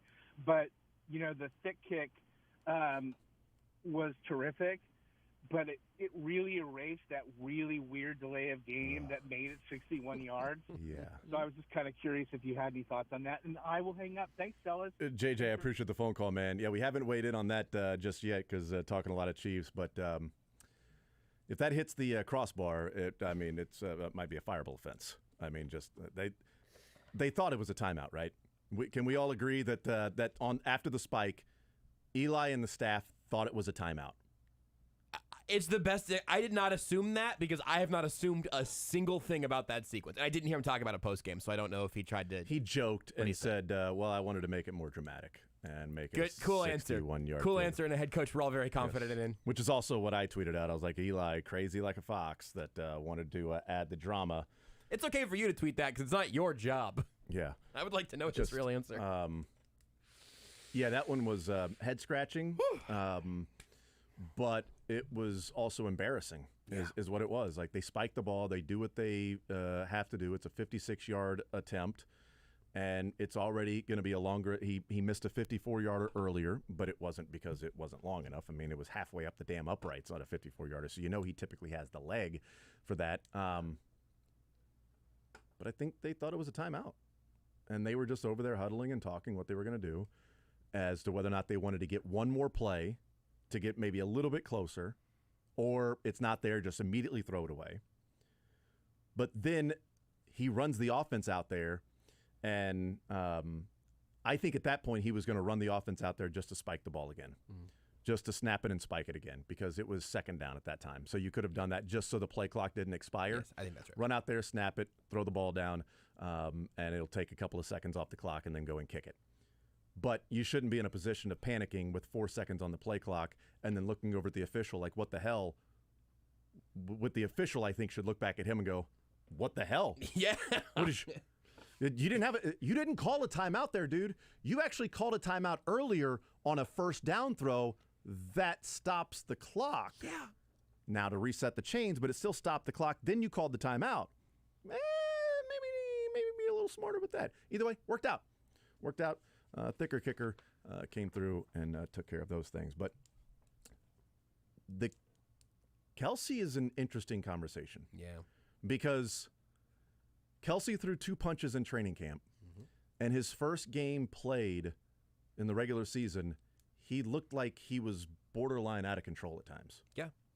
Like borderline constantly in the red and losing a temper. I don't know what other things might have been going on. There's something with the Jags that he just simply does not like. I mean, they had the 2 hits last year against Juju and MVS, then the injuring of Patrick Mahomes on a play where the Chiefs felt like should be outlawed, where you're tackling someone from behind and you just grab them and then you lift your legs up and take all your momentum down to the bottom of their legs. They, offensive players aren't big fans of that. So I don't know if there's something there already, a little animosity built up that when Travis Kelce goes up against those defenders, that feels like maybe there's been some hits that have been more than questionable. You're already a little bit amped up. And your first game, and you're trying to impress Taylor Swift in the first game you've played. You said he was in the red. It's an album name. I did like Iron Eagle. Oh. He found some blank space. Iron dark space, whatever it was. Blank space. Iron Eagle had a great game. And then as they go to break, he missed game 1, but back for week 2, shake it off. Incredible work. It was great. I'm not the only one that thought, I wonder what Taylor's thinking about him picking up these penalties and being sort of on edge. Like, wow, I mean. I wish Taylor wouldn't have had so many false starts and holdings and illegal formations. Yeah, the offense would have been a little more swift if they were able to do those things. But yeah, I'm with JJ. I am wondering about Kelsey. I'm not wondering about maybe they should have held him out one more game because I think health-wise he looked fine. And all indications he came out of it fine. Yeah. I'm just not sure what was more bruised, the knee or sort of his temper. Yeah, throughout the game. It's gonna. I am more in that category of something to monitor more so than something I'm presently worried about. But he left that game with an unnecessary roughness for a foul. I don't think I ever saw footage of that. I think he rips his.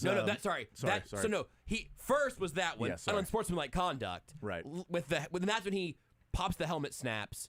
And then I think he takes his helmet off before he gets to the sideline. Because earlier, so right after that play, they do show Kelsey mad with his helmet off, walking off the field. Yes. The replay shows him ripping the buttons off the chin strap and then walking, and then it cuts away. My assumption was that he actually removed his helmet somewhere in sort of the neutral zone where oftentimes that doesn't get called, but he did it demonstrably, and so maybe that was whatever.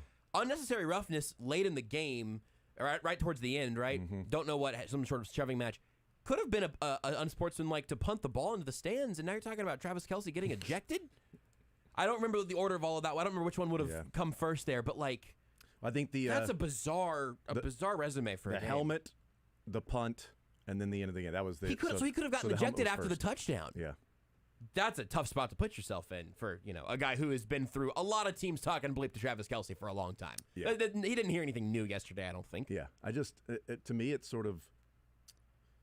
It comes on the heels of us talking about what's going on with Kelsey at 2 different practices, throws a punch, and gets in fights, and it's, I don't know, something, who knows? But I certainly think the Bengals would like to go back in time and rest Joe Burrow in week 1 and 2. I don't know that the Chiefs would look at it and go, we could have rested Travis Kelce. If he came out of it with his knee a little bit more banged up, then maybe they look at it and go, well, he had a few touchdowns, but it was a great a few catches in the game. But it was a great play on it was third down. The touchdown to Travis Kelce was a third down play, so they needed it. We'll take a timeout. We'll come back. More Zone next. You're in the zone with Jason Anderson on Sports Radio 810 WHB.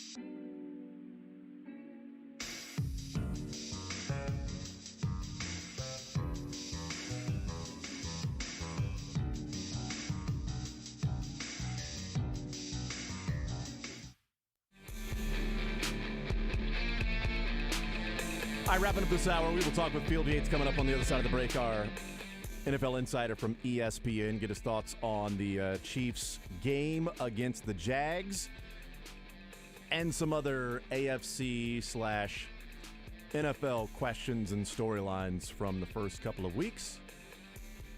And an interesting AFC right now. And an AFC West that is currently a cumulative 2-6. Yeah. A Baltimore team that's 2-0. A Cleveland team that could be 2-0 with 2 wins in division. A Miami team that's 2-0. A bunch of other teams that are, 1-1. And a Bengals and Chargers that are 0-2. Tito's handmade vodka on game day? Pour me in, coach. From a seat in the stands to the best seat on the couch.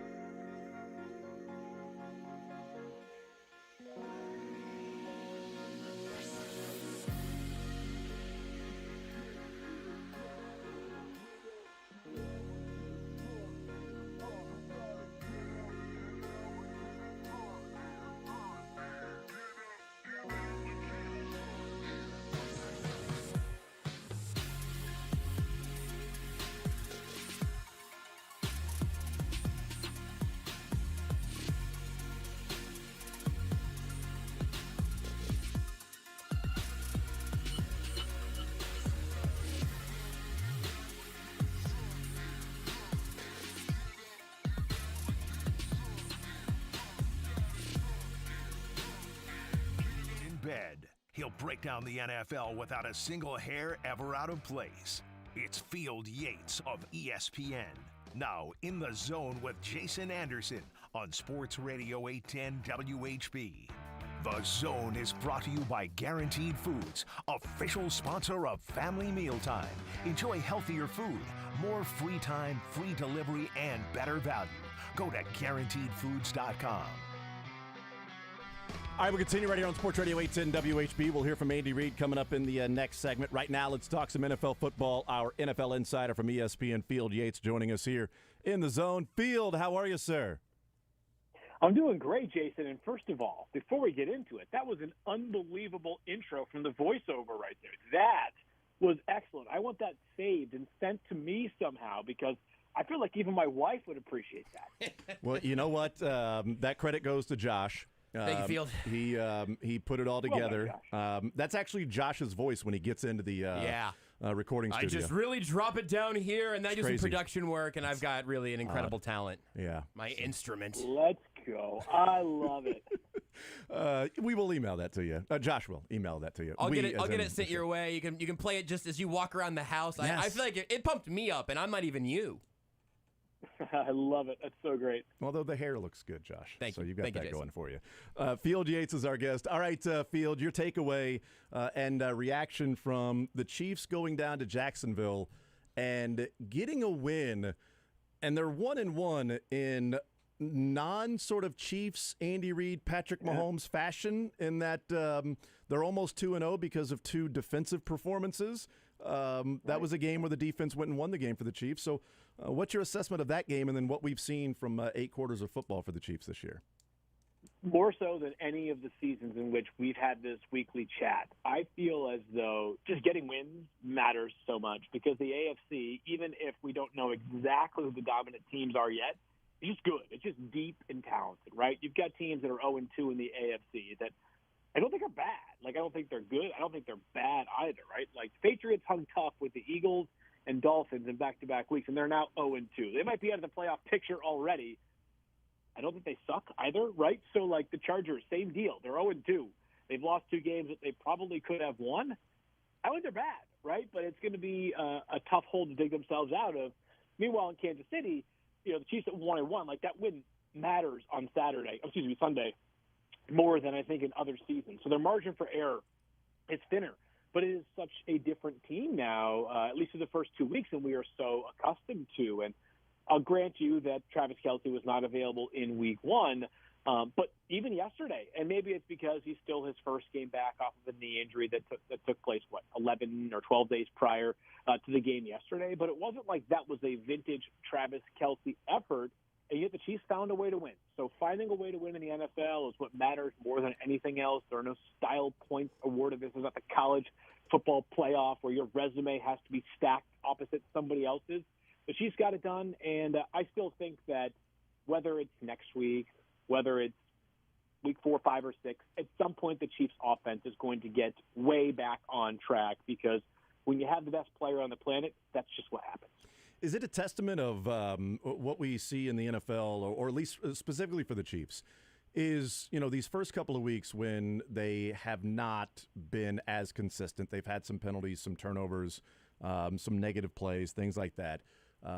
They've scored a total of 37 points, which is, you know, a lot of games they do that in one game. Is it a testament of how much of a chemistry and having the same players for a good portion of Patrick Mahomes and Andy Reid? There's been some changeover, offensive line, but then, you know, those guys played together, that continuity. There's been some changeover at wide receiver, but a lot of continuity and some guys staying. This year, they've got 2 new tackles, and almost every single receiver is moving into a different role or on the team for the first time. I think they'll get it figured out, certainly.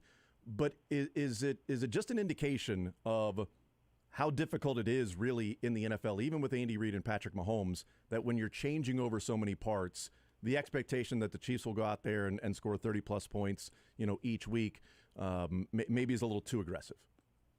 Yeah, it probably is a little bit too aggressive. And the other thing for the Chiefs that you're aware of, and I think most people listening to this are aware of, but we need to keep in mind is that change is inevitable.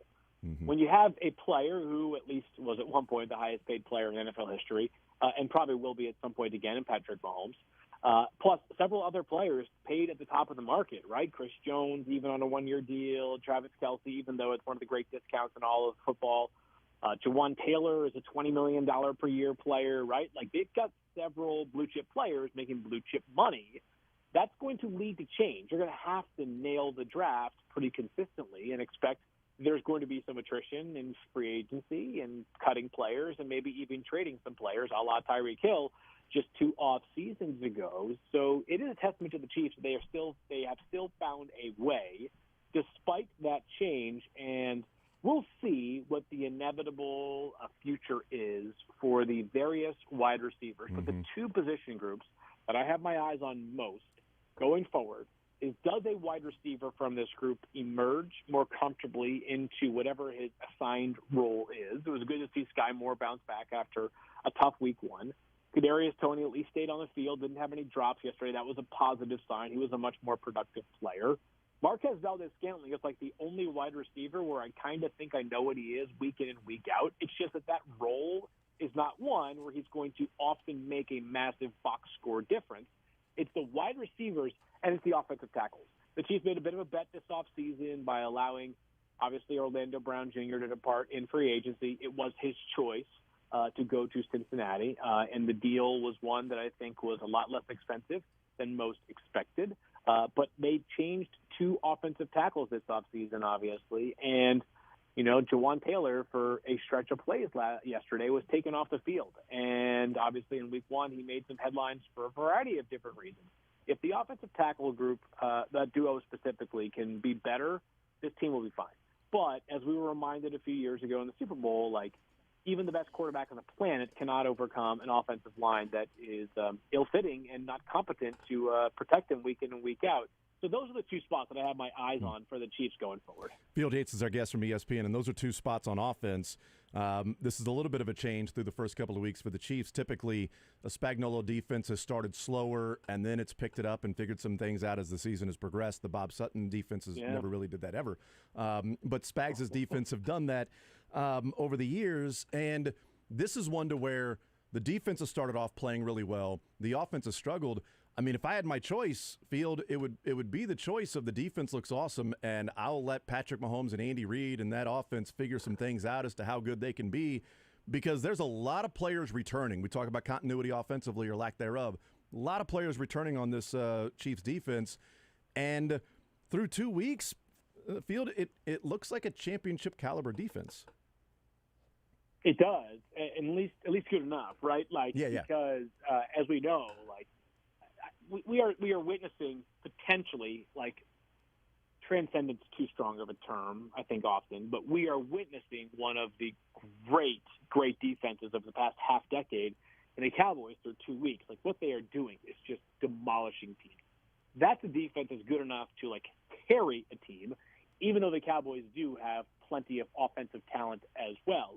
The Chiefs defense is not one that's going to carry a team to a championship, but I do think they are more than good enough to, if the offense comes around where I think it will be, to be good enough to win a championship with this team. Like, there's no doubt in my mind, because whether it's the pressure from young players, whether it's George Karlaftis and Mike Dana combining for a sack yesterday as an example, or whether it's young corners making PBUs, like what multiple cornerbacks drafted just last season are playing significant roles for this Chiefs defense. So they look so much further along than they have been in recent years. And I don't know if that's because they sensed the offense wasn't going to be as sort of high octane as it was coming out of the gates in each of the first 5 seasons of Patrick Mahomes' career as a starter.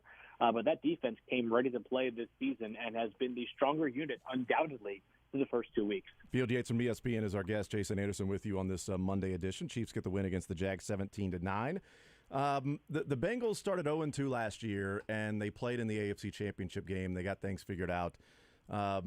This feels different, but I'm here in Kansas City. I haven't watched the 2 games as closely, as certainly Bengals fans or maybe, national analysts. This feels different. Does this have a different feel to you on the Bengals 0-2 start than a year ago? It does for a couple of reasons. One is the division. Last year, in the end, there were, I think, really two very capable teams. The Steelers ended up going 9-8, but we'll see if they prove some people wrong, including me tonight. But that 9-8 season for the Steelers, remember there was a point where I think they were 5-8, and the quarterbacks they defeated down the stretch, it was like backup quarterbacks left and right and like inferior quarterbacks left and right. So I felt like last year it was a 2-team division. I think this year it could very well be at least a 3-team division, or two others if Cincinnati cannot come around, in Baltimore and the Browns. And with Cincinnati, the concern is that this Joe Burrow injury might be real and might linger going forward. There's always a risk of recurrence when it is, a strain of a muscle, because it's not something where you break it and you put it in a cast and it gets back to 100% and you keep going on with your life. It's something that, over and over again, we've witnessed the possibility of that recurrence. So Joe Burrow's injury makes me a little bit concerned. And, just because you've done it before, Jason, doesn't mean that you can consistently dig yourself out of a hole, right? It's just a hard thing to do when the schedule is not going to let up, because this entire division is very, very good. And all of a sudden, a couple of games coming up that you would have thought entering the season could be cakewalks are not. They play the Rams next Monday night. The game is in Cincinnati, but does that game feel like a cupcake even if Joe Burrow plays? No, not at all. It doesn't to me. No. Yeah, especially watching the Rams and 49ers game. 49ers, took control late, but that Rams, they were much more in the game than I thought they would be. And so, the division is interesting, and we'll get a pretty good feel tonight. If the Browns go out there and play, against the Steelers tonight, and I don't know, maybe dominate the game or whatever, they'd be 2-0 in division with a win against Cincinnati and a win against Pittsburgh, and they'd be announcing themselves as some players on the AFC table. And Miami's 2-0, and they've got wins in LA and in New England to start the season. As impressive of a 2-0 start as you can find for this Miami Dolphins team this early. Very impressed, and the way that they've done it, as you said, is so maybe the part that's most impressive, because it was an offensive shootout in week 1. It was a much more grinded-out defensive effort in week 2. Not that the Patriots' offense is anywhere close to as good as the Chargers, but still, that Dolphins defense generated plenty of pressure last night, and offensively, they had to do it in a much different way. It was not the Tyreek Hill show for 215 yards. He had just 40 receiving yards last night. So a good offense is one that can take what you give it, whatever you give it, and be explosive and be dominant. And what the Dolphins got last night was advantageous run looks, because the Patriots basically said, why let Tyreek Hill torch us for 215 yards? And the Dolphins said, fine, we'll just run down your throat. And they did, with Raheem Mostert, who was terrific with finding the end zone twice last night. Puka Nacua, you mentioned the Rams, and so that popped into my head as they'll be playing the Bengals next week. 5th-round pick, and now he's got the NFL record of most catches in the first 2 games of the season with 25, and he has an NFL rookie record with most catches in a game with 15. I know the answer is simply BYU, but I'll still ask, where did Puka Nacua come from? That now all of a sudden he's a star. Yeah, well, to be honest, actually, he started his college career at Washington. Washington's going to have 2 first-round picks this upcoming year, most likely, at wide receiver. And prior to it turns out there might have been a hidden gem in that Washington wideout room that no one was ever talking about. So a couple of seasons Washington goes to BYU, does not have unbelievable production during his final college season. But I asked the question for fantasy purposes, who's going to fill in for Cooper Kupp when he was gone? I did not mean it literally. He has taken this assignment very seriously, right? He's doing downright Cooper Kupp things today. So it's been an unbelievably remarkable start. The Rams are a good real-life story because they've been competitive and frisky through the first 2 weeks. The story of fantasy football, though, in my opinion, is Puka Nacua. Going into this upcoming week, the idea of not having Puka Nacua as a top 10 wide receiver in your rankings is absurd. And yet we're talking about Puka Nacua as if he's been around for 5 years and he is the second coming or the next coming of I don't know, DeAndre Hopkins or some player that's been there and done that for half a dozen seasons or more. Unbelievable. I'd be more impressed by it if I didn't play him this week in fantasy. So other than that, yeah, it's all good. Have to do it. Yeah, other totally. Than that. No, I should say played against him. I apologize. Yeah. I'd be that's not fun. Yeah, I'd be more impressed if I didn't go up against him and Mike Evans. And, It's all right. That'll do the trick. You win some, you lose some. You win some, you lose some. You know what? I got Tyreek Hill, so last week was awesome. I was loving life. There you go. You're 1-0. Yes. Real quick from you, what do you think of the Chiefs-Bears matchup? Does Chicago have much of a chance? Is this a game where the Chiefs should be worried of taking a team a little bit lightly that maybe Chicago can come in and yeah, I don't think so either, but still wondering. When you're 1-1, no, you can't. Nah, especially when you're 1-1. Unfortunately, I fear for some of the stuff going on. I should say, I just the Bears are in a tough spot right now. Is what I would say. So it's hard to dig yourself out of that hole when the quarterback isn't playing that well. People are wondering whether it's the system or whether it's the player. The defense is still a major work in progress.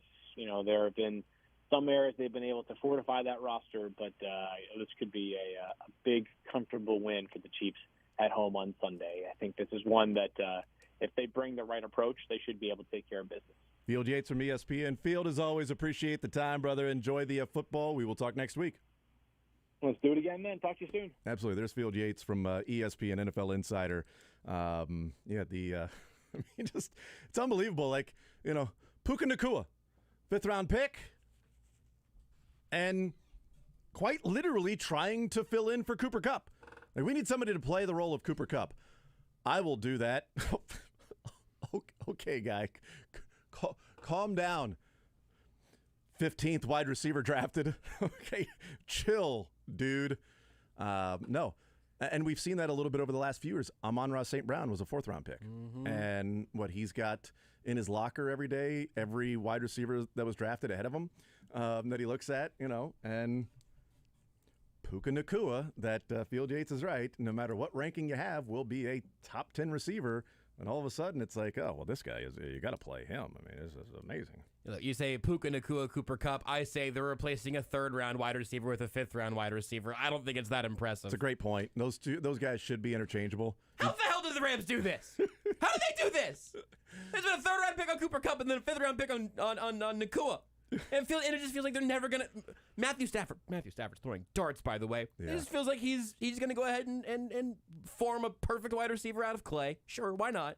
But, I mean, that is and we're talking about it specifically from the Rams, but I bring it up with Field because next time we talk with Field, we'll be leading into a Monday night game with the Rams in Cincinnati, the Bengals being 0-2, and the Rams looking better than we thought they would, and Aaron Donald being Aaron Donald, and Matt Stafford, like you said, throwing darts, and they've got a guy who's filling in for Cooper Kupp, and Joe Burrow's limping around with his calf injury, and they look like a pretty lost team offensively right now. T. Higgins was really good. He was, I shouldn't say he was awful in week 1 because week 1 there was really nothing that offense was doing, but he had 8 targets and no receptions.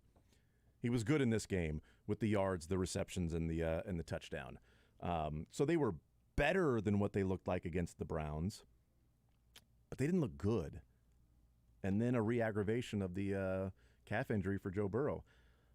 There's a real chance, and I know that goes without saying with the Rams, but there's a better than what I think is 50-50 chance that this Bengals team is 0-3. And right now, if I'm picking the game, I would say the way that the Rams played against the 49ers and how well the 49ers look, then I'm going to pick the Rams to win in Cincinnati until the Bengals show me that they're going to look anywhere near like they did a year ago, and Burrow's going to look like he's not trying to throw the ball with one leg. Have you seen if there is a line for I mean, I imagine there's a line for that. It's got to be. Here you go. On DraftKings, Bengals -2. I mean, I may take the Rams straight up on that. I was going to say that if you took away the preseason expectations, this is a game that the Rams would probably be favored in. Again, it's at Cincy, so they're saying in a neutral site game the Rams would be favored. That is in part a credit to how good the Rams, specifically how good the Rams offense has looked, even after a rough year with Matt Stafford basically just struggling with health and then losing Cooper Kupp.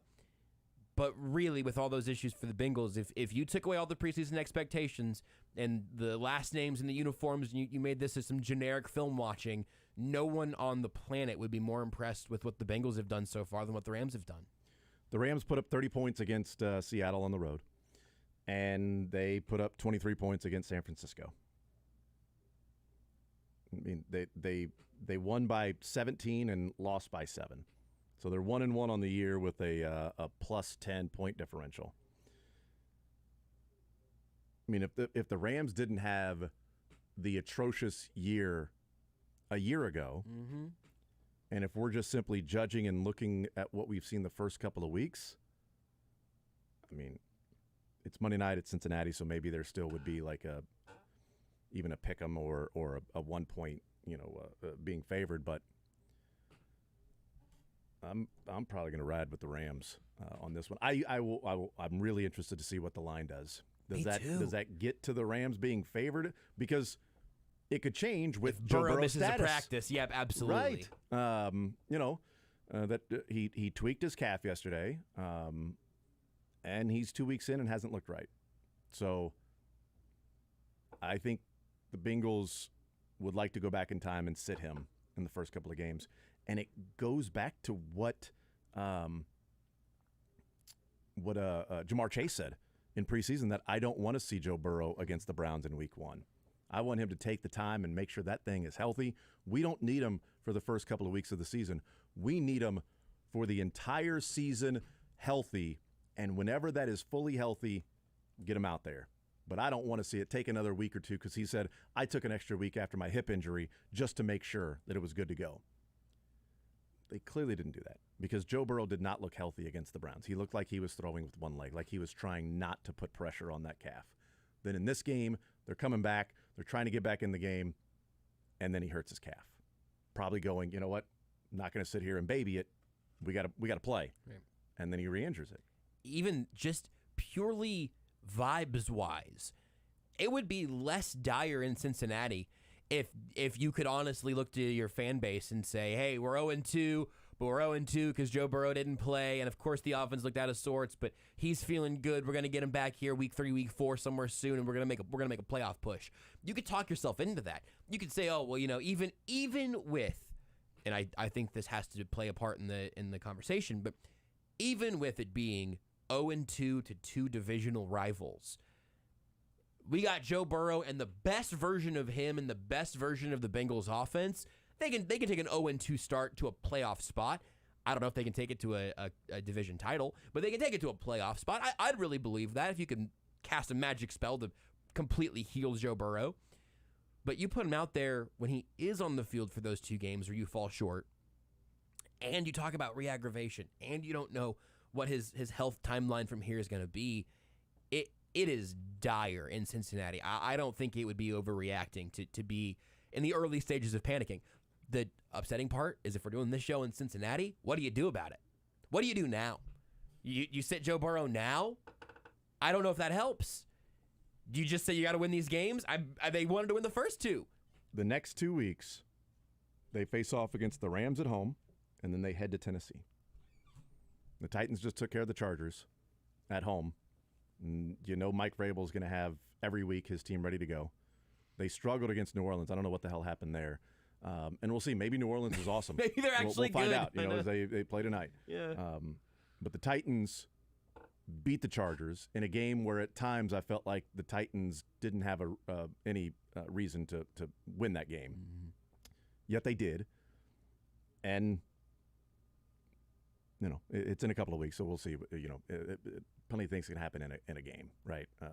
Joe Burrow can look perfectly fine, and the Bengals can go out there and put 40 points on the Rams or something like that.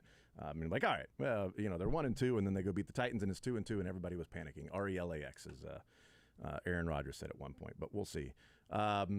We need to give out a ring. Right? I would love to give out a ring. Let's give it a ring. I think I made it sort of a group award at one point here, and I'm neglecting the urge to just give it to the entire Kansas City Chiefs defense because they did collectively earn it.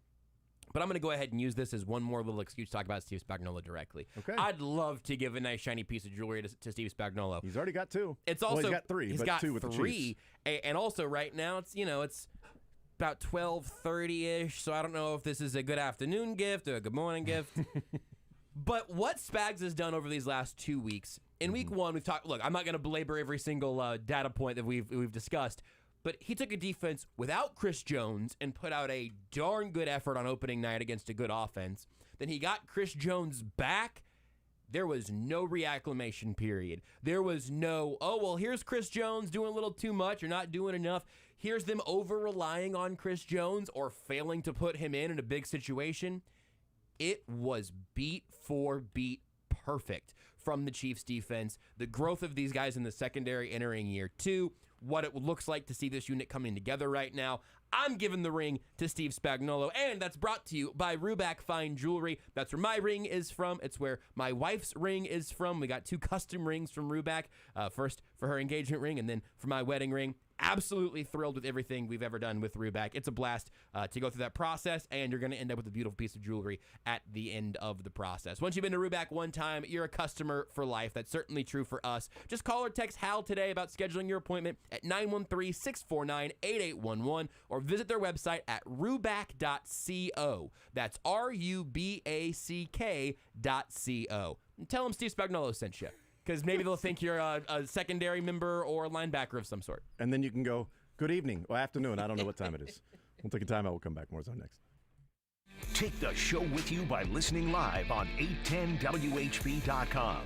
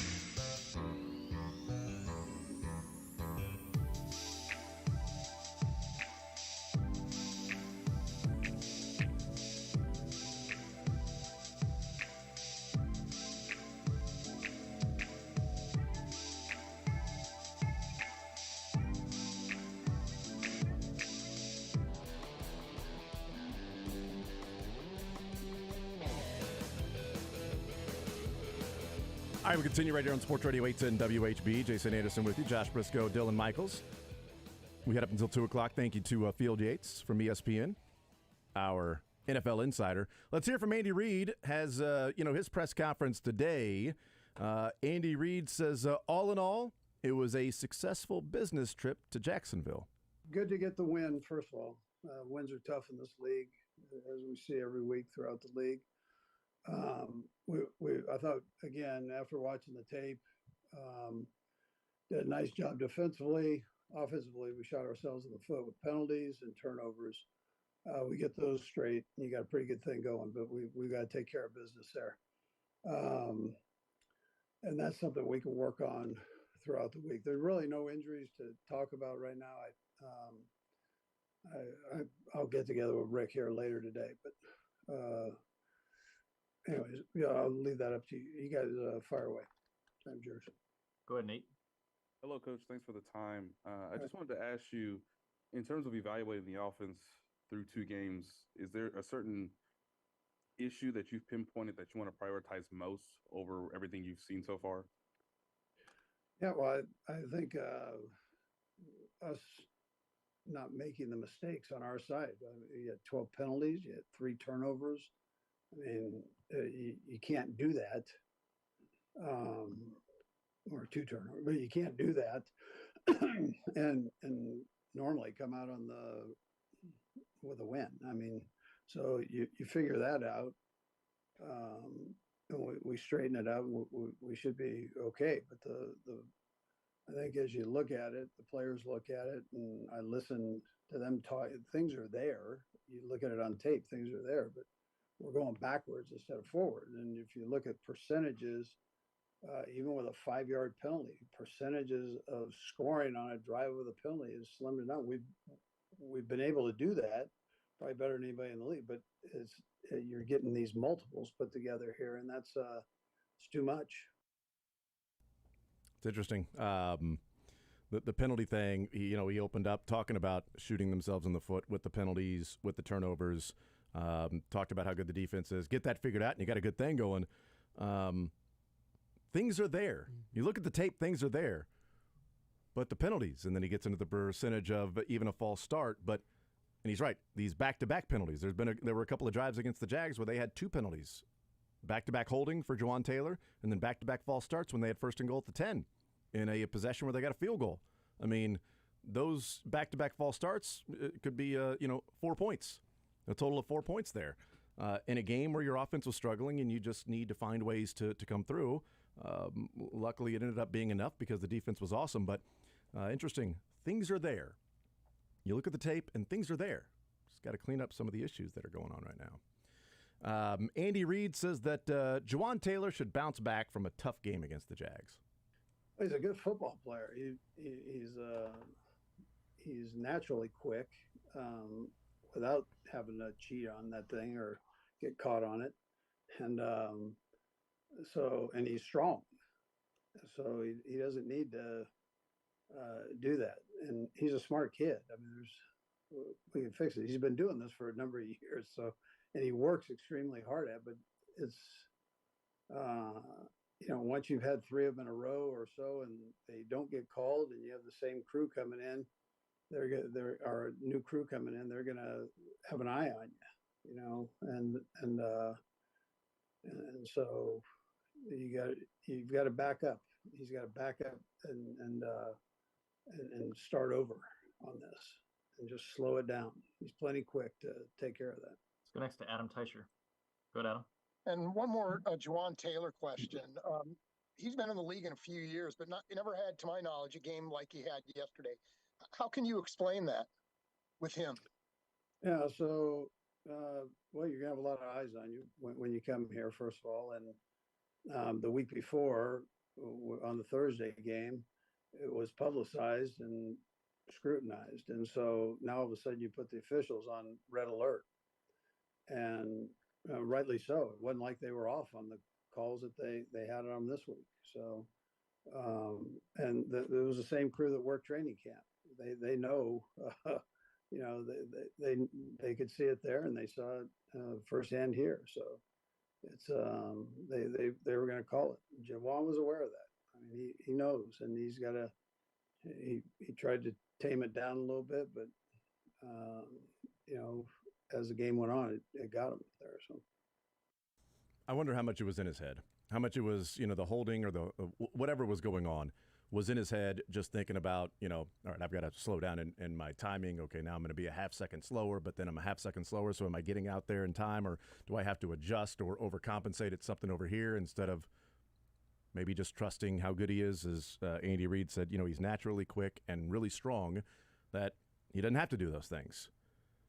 So now you've got to back it up, slow down, and sort of rethink those things. And sort of interesting, the officials worked a training camp. So when they worked training camp, did they talk to Andy Reid or Jawan Taylor about, hey, he's a little too far back in the formation. Hey, he's leaving a little bit early on these snap counts, or if it was just, well, they worked training camp, so they're sort of familiar with that anyway and how he does things. And now it's been publicized and scrutinized from Thursday Night Football. Well, they're going to be watching for it. I would be pretty surprised if they said anything during training camp, because I think at that point, that changes the story a little bit. If Jawan Taylor had a heads up before the year that, hey, this is a thing we're looking at, when other former linemen and coaches of linemen tweet that they were looking for answers on that all offseason and never heard anything about it. And if they were looking for it specifically, then it might have been something that was called Thursday Night Football or at any time on Lane Johnson through the first couple of games of the season. I just want the NFL to stop all these debacles. I'm still not over it. I think they should figure out, maybe they should emphasize offensive pass interference a little more. Can you tackle a player that's going for the football? Brian Cook was wearing Zay Jones like a cape. That's a great way to put it. It's really what it looked like. It was unbelievable. You saw Zay I thought he broke his collarbone. I did too. I was really worried about that. I'm like, oh no, on a BS non-call where that dude just tackled him from behind. I mean, I thought of Charles Woodson back in the Super Bowl with the Steelers and Packers, and he didn't have anyone on top of it. He just fell that same way and broke his collarbone. So me and Josh thought the same thing at the time. I was going to be very annoyed. Look, if he broke his collarbone, whether they threw the flag or not, that sucks.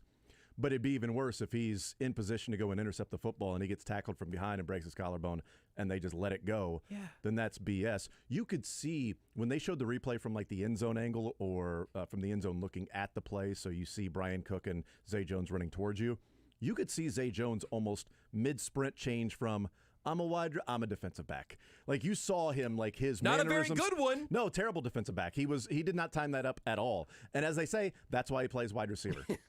Oh, wait, that's only when cornerbacks drop the football and they say that's why he plays cornerback? Andy Reid says that the defense has been ahead of schedule early in the year. Yeah, I think Spags and the coaches, Joe David, Flage, Brendan, I mean, they've all done just a heck of a job there.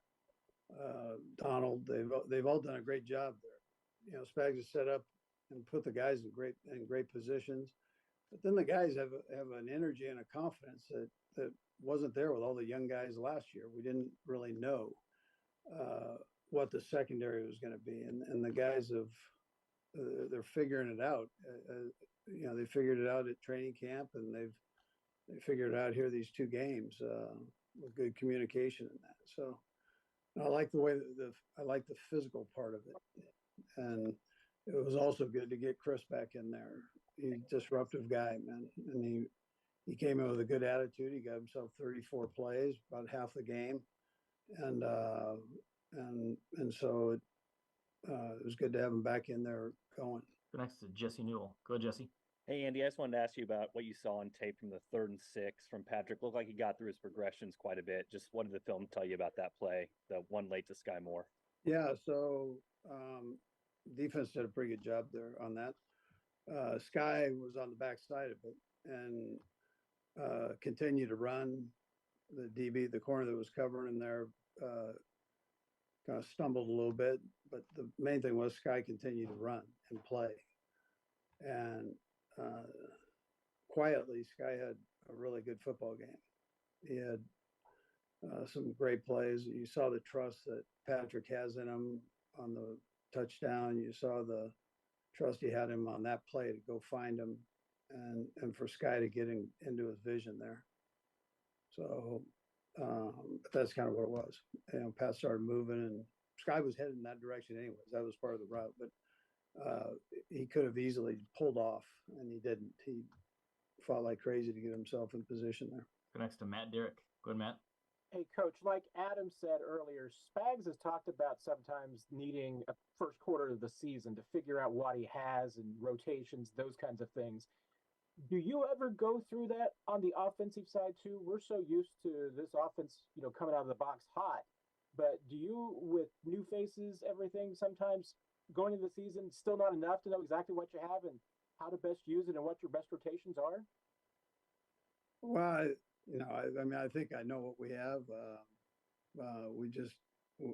We can't have the mistakes. That's so. I would tell you, I got a pretty good feel of what we have, but I don't like what we're doing. How's that? So I'm not big on turnovers, and I'm not big on penalties, and we've got too many of them right now. I think some of that can be hand in hand. I do, and I know that he's said, I know what we have, and that's not the case. And the comparison of Spagnuolo's defense, integrating new guys, takes a while, as he's talked about a lot, that, hey, at the end of the season, we'll be better than we are at the beginning of the season. That maybe that's going on with the Chiefs' offense right now, integrating wide receivers that are filling in different roles and 2 new tackles. But Andy Reid saying, no, I think I know what we have. I think I know what we are. I just don't like what we're doing. That makes sense. And yeah, no, I like the way he put that, but I do think it goes hand in hand with, I think he knows what they are and what they have, but guys have to know what they are, and getting used to guys next to him and filling roles, and Mahomes' confidence in those players, and maybe even confidence in the pocket at times to just sit and let the play progress and not immediately look down at the offensive line, which happens from time to time. The offensive line not having the penalties, getting used to other things that are going on. I think those can go hand in hand with, the newness and sort of the struggles that are there, even if he knows in his mind, I know what we are. If the Chiefs had a normal number of penalties and turnovers and maybe a healthy Travis Kelce in week 1, I think they're 2-0 with 2 solid offensive performances, and we're not talking about it quite the same way. But also, I don't know who the Chiefs' number 1 wide receiver is. And I don't know that Patrick Mahomes and Andy Reid really do either. That's something that has to get solved over the course of the year. There was a few possessions where the number 1 receiver was Kadarius Toney. Yep. And then there was the rest of the game in which he was not. Yep. So I think it can float like that as well. Last one, Andy Reid saying that George Karlaftis making strides this season. Yeah, George's hard work off of the field this offseason has helped him. He put on a little bit of weight, good weight, worked his tail off with Tamba, and so the one that kind of gets washed out on this is Nadi. I think Nadi really played a pretty good football game this past week, and he's a stout guy in there. And then, I think that would probably be the primary thing for the run. Then the scheme and who you're going against. You have all those different matchups. So, but I thought our guys played well inside. Yeah. We'll ask to Sarin Petro. Go ahead, Sarin. And I'll have a follow-up, Brad. Travis Kelce, it was hot. I know down in Florida, he got a little bit hot. We haven't seen kind of that side of him for a while, just a combination of fighting through injuries or tough day, anything in particular that seemed to be getting under his skin? Yeah, Travis was fighting Travis. I mean, it was hot. He was getting butched, we call it, where they try to bang you up there one way or another. And, he's trying to get back in the flow. And so he is a perfectionist, this guy. And if he feels he's off a tick, then he's going to try to battle through and get himself in the right mindset to keep fighting through it. So, and he did. You got to give him credit. He battled through the thing. He made some big catches for us. And he made it through the game after missing the first one. So, and I'm sure his leg probably didn't feel 100%, but he's not going to let you know that, and he's going to work through it, and that's what he did. And then Kadarius Toney, we talked to him last week, and one of the things he said that you told him just calm down. He seems to go at 1,000,000 miles an hour all the time. I'm just curious what you thought about. Was he able to calm down? Is that something he's still working on? Unlike you and me, man, he has no fat on his body. This guy can go forever. He is high octane, and you saw that. I mean, relentless. But I think he's just getting, Seren, I think he's just getting back in the swing of this thing. I think as the game went on, I think the heat got to him a little bit, and he slowed down. But that will help him down the road here. Just a reminder on the training camp part. No training camp, nothing there. So he was fighting through that, and he wasn't on a pitch count yesterday. That he was the first game, he wasn't this game. So he'll keep working through it as we go. All right, there's Andy Reid and a number of things still to take away from that. We will take a timeout. We'll come back. We'll continue rolling, wrapping up this hour next. You're in the zone with Jason Anderson on Sports Radio 810 WHB. Hey, listen, folks, I don't know if you had a good weekend or not, but I imagine you got to sit down, maybe enjoy some quad box football, maybe a little...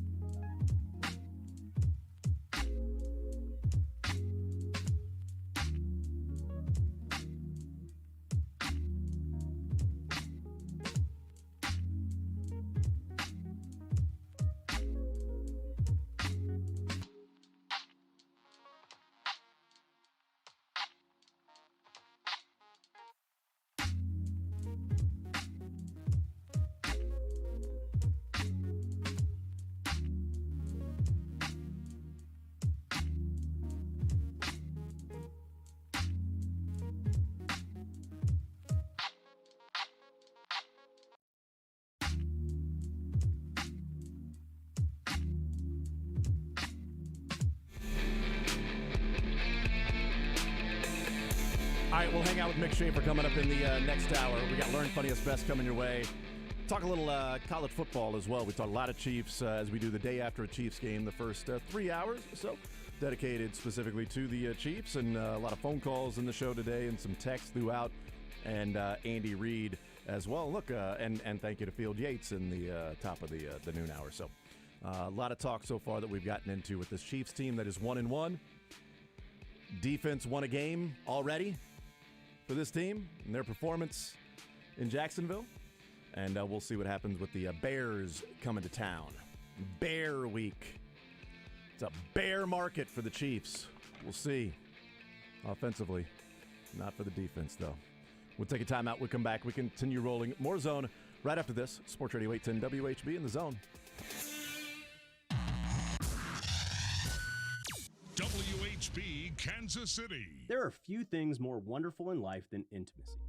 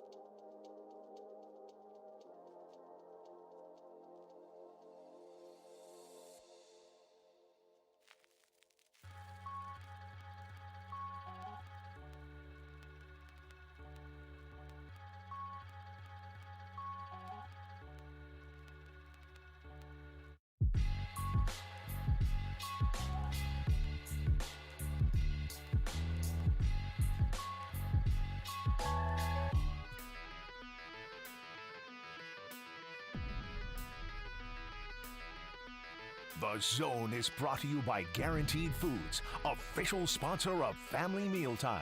Enjoy healthier food, more free time, free delivery, and better value. Go to GuaranteedFoods.com.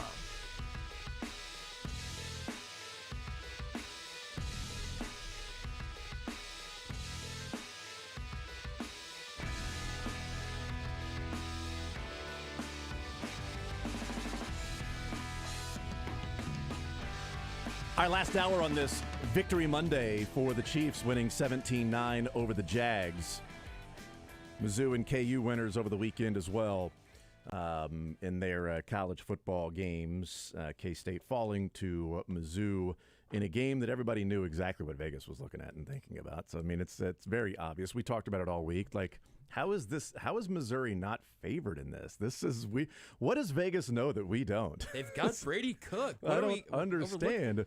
So an interesting weekend of football that the Missouri offense looked better than the Chiefs offense. I was 1 for 2 on those because I said the same thing about, like, what is this 28-point spread, Nevada? Why are they getting so many points against KU? So I felt like it was a push for two big questions that day. 0 for 2. K-State minus the points and KU minus the points. So I'm like, Nevada blows. I mean, they are brutal. No chance that they can hang with KU. And I don't know what Vegas is seeing. I also don't care.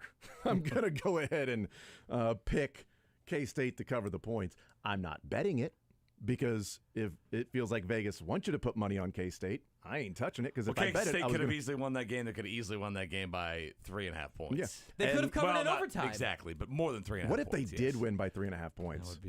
That would be the story. Yeah. Really. And then there were times when it's like, well, Missouri could have won the game by a lot more. Like you had 2 different 4-point plays by K-State on the tipped ball in the first drive that results in a touchdown. There was another 3rd down and 8 or 9 that they converted to a touchdown. Those are 2 4-point plays. That's 8 points. And Missouri was trash on 3rd downs. Like if they found a way to come up with a few more 3rd downs, the game could have been different. But again, that's why it was, to me, one team favored over the other, because I felt like the other team that was favored in this one, K-State, was better than the team that, was struggling on 3rd down. So it's an odd one of those games to where it felt like K-State could have controlled the game and pulled away, and it felt like Missouri had opportunities that they didn't take advantage of that could have helped them control the game and pull away from. And that's how you get a 3-point game one way or another, of a field goal here, a field goal there, a 3rd down conversion or not. I should probably start thinking of betting more by touchdowns. So if you're a 7-point spread, you're really just a 1-score spread, or at least a 1-touchdown spread. It's not a big thing. It could, one play here or there can swing it, and that's why Vegas is right in so many of these occasions, and why your blood pressure goes up in so many, because you are literally a play away from it happening or not. Yeah, I thought the tipped pass touchdown was like, they won. There you go. Waiting for Mizzou to go 3 and out, and then K-State to go score to go up 14-0, and then Missouri to try to dig themselves out of the hole and just be a really frustrating night to where Missouri is just scratching and clawing to try to get back in the game within 1 possession, but it doesn't ever happen, and you look back and go, that first quarter got them down 14-0. Could have been down 3-0 and getting the ball, but nope, no, that's not what happened. And the throw to Luther Burden may have changed a lot for him on that first drive for Mizzou, and Brady Cook unleashing that throw, which I had some people making fun of me that I tweeted out. I was like, that's the best throw of Brady Cook's career. And people were like, well, if that's the best throw of his career, like, I might be on their side. That's the best throw of his career. Yeah, he had to swing pass that he took for the touchdown. No, the first one. Okay, good. No, okay, I was thinking of the last touchdown. No, okay. The first touchdown, when he had to slide to his left with a guy in front of him and released it and hits Burden right in stride. Last week, he missed 2 different touchdowns to Luther Burden. Overthrew it, underthrew it. Then another one, he underthrew it that Burden had to go up and make a play. Brady cooked. He cooked. Yeah, he did.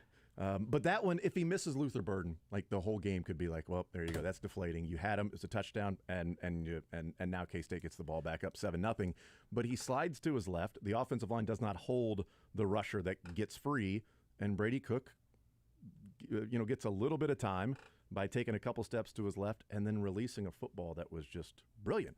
And at that point, I'm like, okay, maybe they will be able to stay in this thing. So, did Harrison Mevis save Eli Drinkwitz's job? I think so.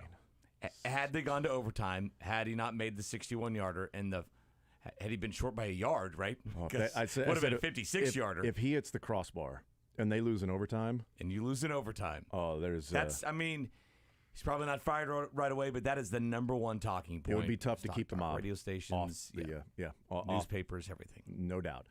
Instead, you come away with the game going, "Wow, Eli got a signature victory over K-State in an old rivalry."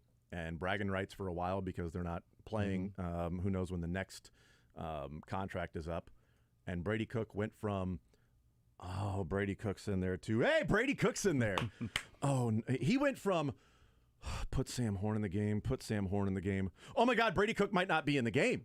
Hold on, they got to put Sam Horn in the game. No, is Brady Cook injured? What's going on with his knee? Is it the ankle? Is it knee? They can't win if Brady Cook's injured. If Brady Cook is injured, it went from the beginning of the game, boo-yah, all right, booyah there, Brady Cook, well done. And I'm happy for him because I will be perfectly fine saying I've not believed in Brady Cook. Felt like there had to be somebody that was better. Or my view has really been it's not Brady Cook's fault that Eli has been in Mizzou for 3 years, last year 4 years, and he hasn't found somebody that can step in and be better than Brady Cook. That is not Brady Cook's fault. The booing of Brady Cook running on the field on Saturday is embarrassing. That's embarrassing. And Eli should be pissed off about that. The guy hadn't taken a snap yet in the game, and you were booing that he was running out there with the first team, whatever. But I felt bad for Brady Cook after the game. They weren't saying boo, they're saying cook. You know what it was? It was a bunch of K-State fans dressed up in Missouri gear, and they were booing him, and it was trying to get into his head. And they weren't saying yay; they were saying Brady. Brady Cook. But he said after the game, and I thought this was a pretty honest, assessment. And it was like, so he's like, yeah, I hear it. I heard the boos. I hear the social media. He goes, my entire life, all I wanted to do was play quarterback for Missouri. It's the only thing I've ever wanted to do. And I just would like if other people wanted me to play quarterback for Mizzou. And I step in that direction. That is a hell of an answer, and count me on board with saying, Brady, I am happy you are the quarterback for Missouri. And I am fully on board now. The way that he played in that game shows the potential of how he can play and what the Missouri team can be. And I have no idea what Sam Horn could look like. No idea. Haven't seen it. That's part of being hey, put Sam Horn in the game because there's an unknown and there's the arm talent that's there. But Brady Cook completing some of those deep passes and some of the intermediate routes that he was hitting right on the numbers, I'm like, okay, that's the level he can play at. Does he do that every week? No college quarterback. Still think you got to follow it up with Memphis, right? And Memphis is a talented team. What'll be a good game. Yeah, and a tough game. Maybe being in St. Louis, Missouri won't sleepwalk through it or be thinking about the next week of going and playing Vanderbilt or whatever. But hopefully, if it's in a neutral site in St. Louis and you get the St. Louis kids that are there and Luther Burden and all of that stuff, that maybe that'll keep them focused on the game. But is Cook St. Louis? He is St. Louis. I was going to say Columbia, but Pete's the Columbia kid. But yeah, there's a lot of St. Louis kids on Missouri, which there should be. So, and then they get the commitment from Aquinas, right? Missouri does. Aquinas defensive lineman. It's is it Marks? No, it's Kean Payne, right? Kean Payne or the other? There's two of them. Yeah. I didn't know he committed. He committed to Missouri right after. Well, they got Jalen Marshall a couple years ago from Aquinas. I don't know. Is he? People speculate he might be on the offensive line right now, but I looked a couple weeks ago. He wasn't in like the 2 deep or anything for the D line. Yeah, let me look at the. But yeah, no, he's not that it matters. Brady Cook is St. Louis. I can confirm that one for you. What else am I looking for? Well done, sir. Nice job. I think there's a Kean Payne, and I want to say last name Marks at Aquinas. Julian Marks. Yeah. Marks. Okay, so Marks right after the game committed to Mizzou. Nice. He's the 222nd player in the country, according to 24/7. So it's a big get, especially on the Kansas side, when K-State and KU and he's a top 3 guy on the Kansas side. Depends on the one. Yep. I always see him. Yep. And Alabama and everybody else had offers for him. So we'll see. That's the first commit of 2025. So you got a while to keep that particular. Oh, he's 25. Yeah, he's a junior this year. So he's also 6'7", 260. Yeah, he's one of the top defensive linemen in the country. He's a large fella. I think he's the 30th, according to 24 States consensus. He's the 30th defensive lineman in the country.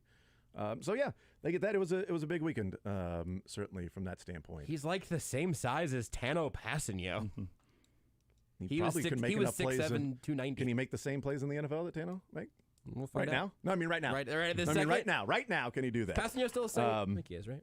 My takeaway from the Chiefs game, Mick, was I think the offense will eventually figure some things out. But to me, the story was the defense. And through 2 weeks of the season, they look like they have a championship defense.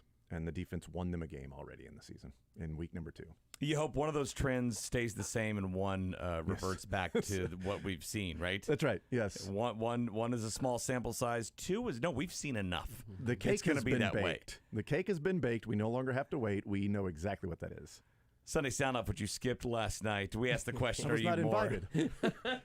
I was on last week. It with was Deron weird. Cherry Soren showed up, and I actually showed up for the show.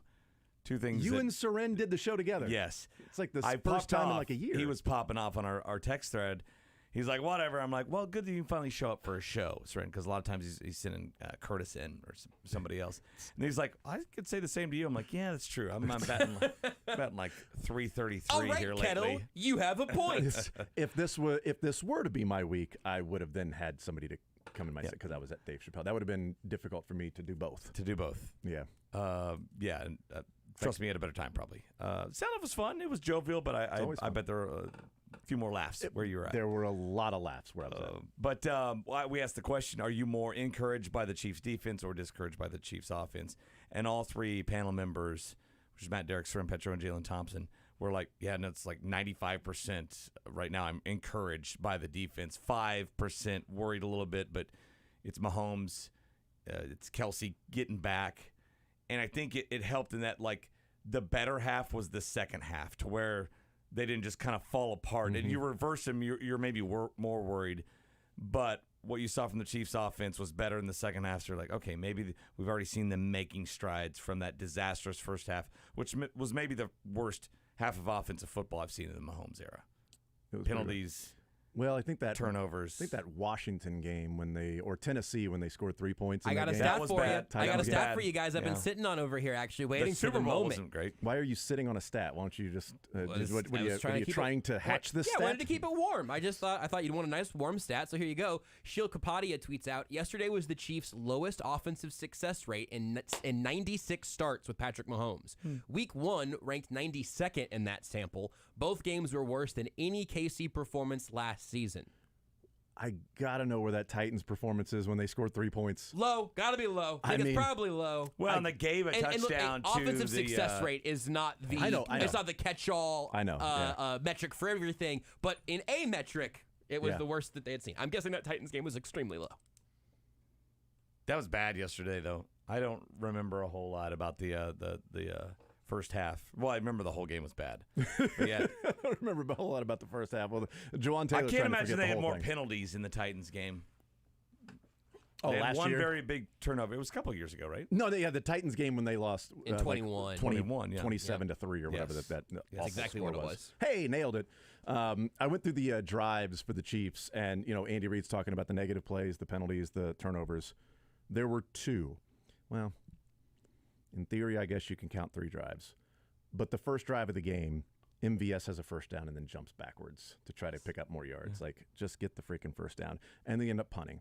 So if you don't want to call that a negative play, since they technically picked up yards, then there were 3 out of the 10 drives that were quote-unquote clean, that there were no penalties or turnovers. Second drive, holding penalty on third down.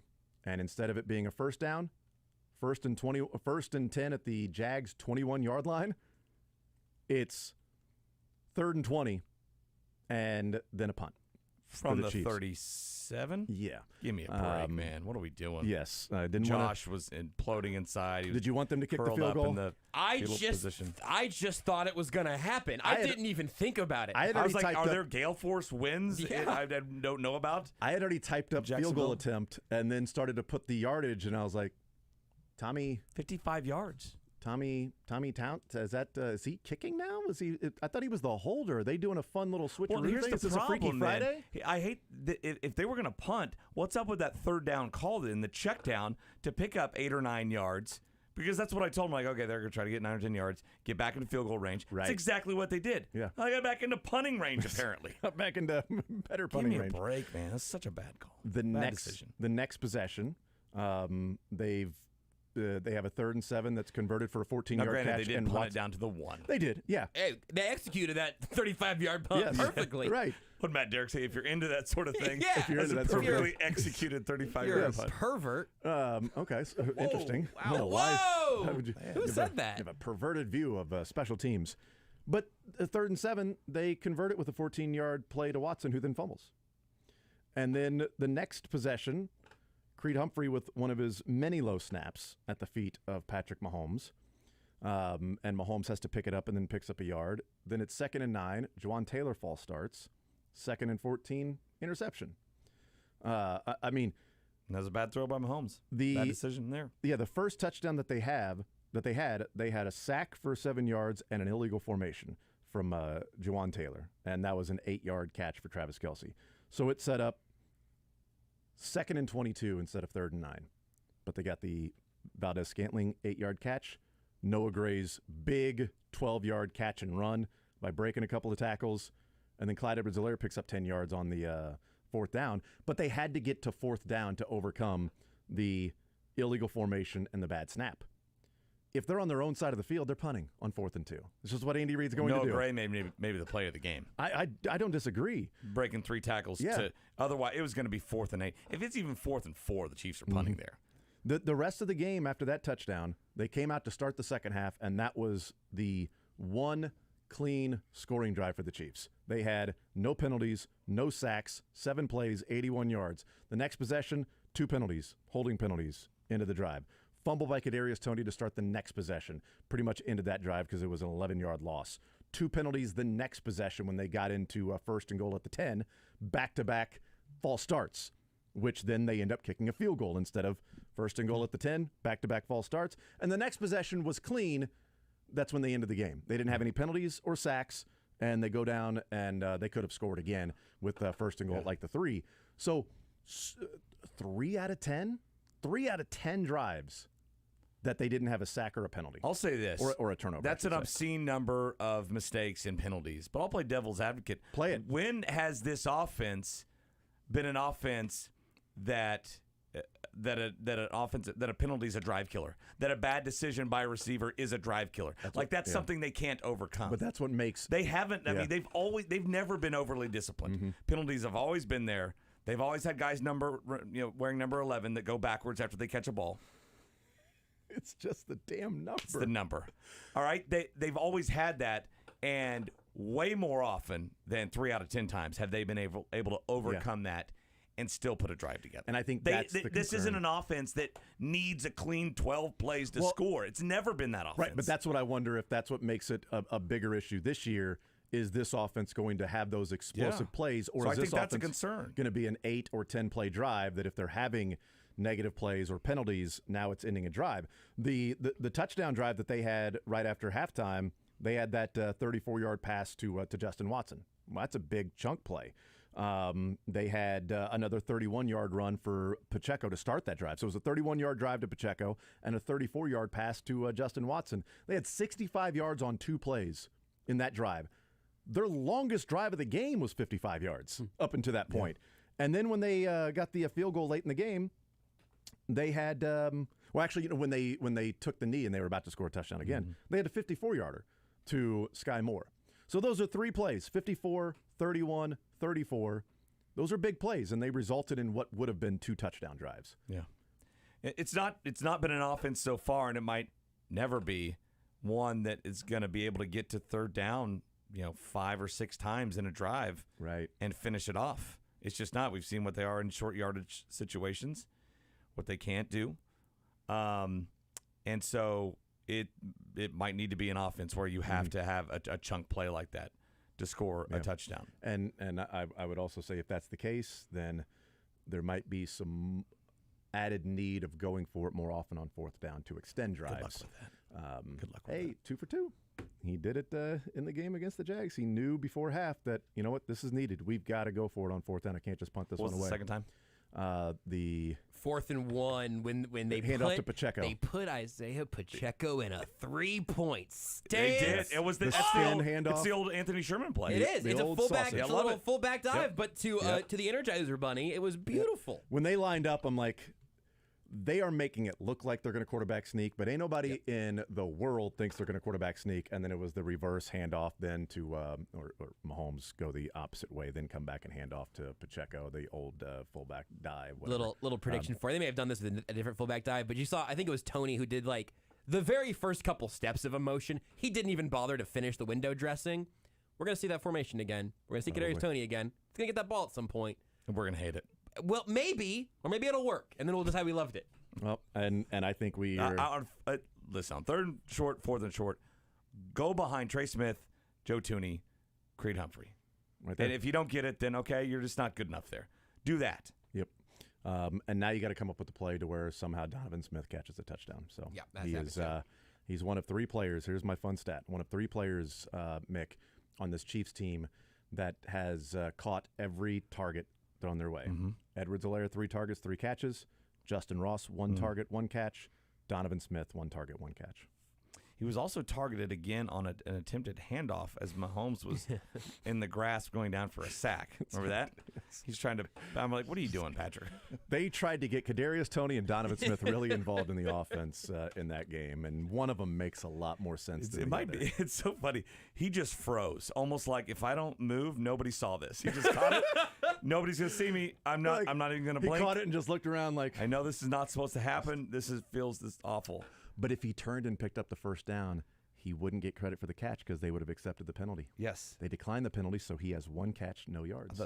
Although he got really close the first down after he got tackled, it looked like. Yeah, but they declined it, so he does have a catch now. It counts as a catch. It's 1 for 0 in the box score. I was surprised. I didn't know that. I didn't either. They declined the penalty. He's got 1 catch, I heard 0 they yards. declined the penalty. I didn't know why or if they had to accept it and so down. Lost it down. We'll take a timeout. We'll come back. Learn funniest best coming up next. You're in the zone with Jason Anderson on Sports Radio 810 W.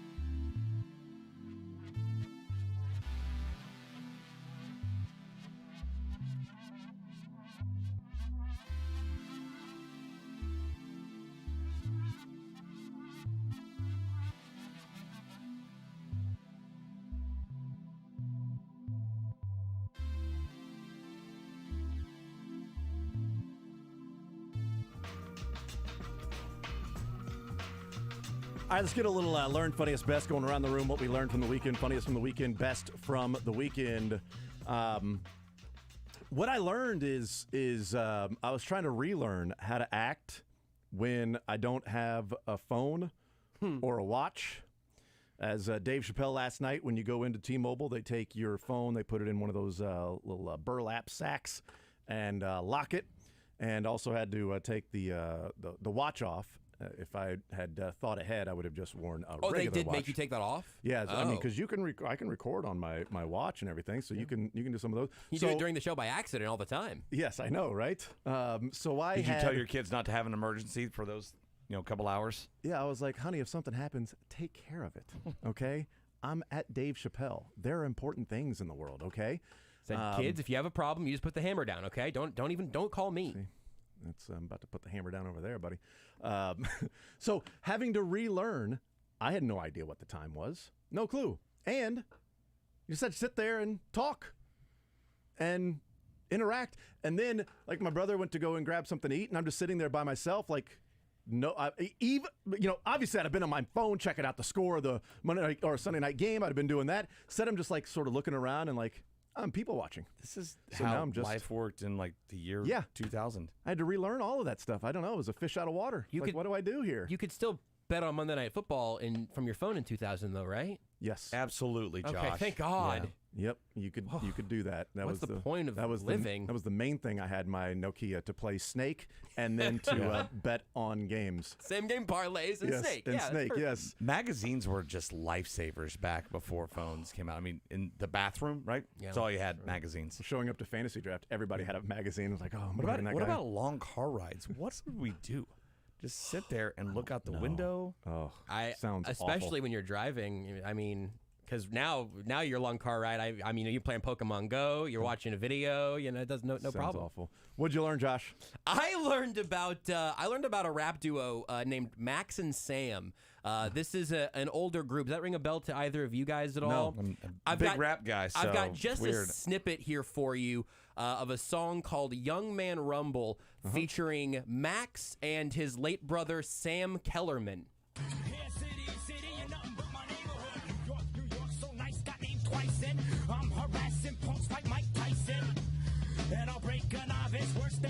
This is Max Kellerman. Yeah, I did know this. I did know he was a rapper.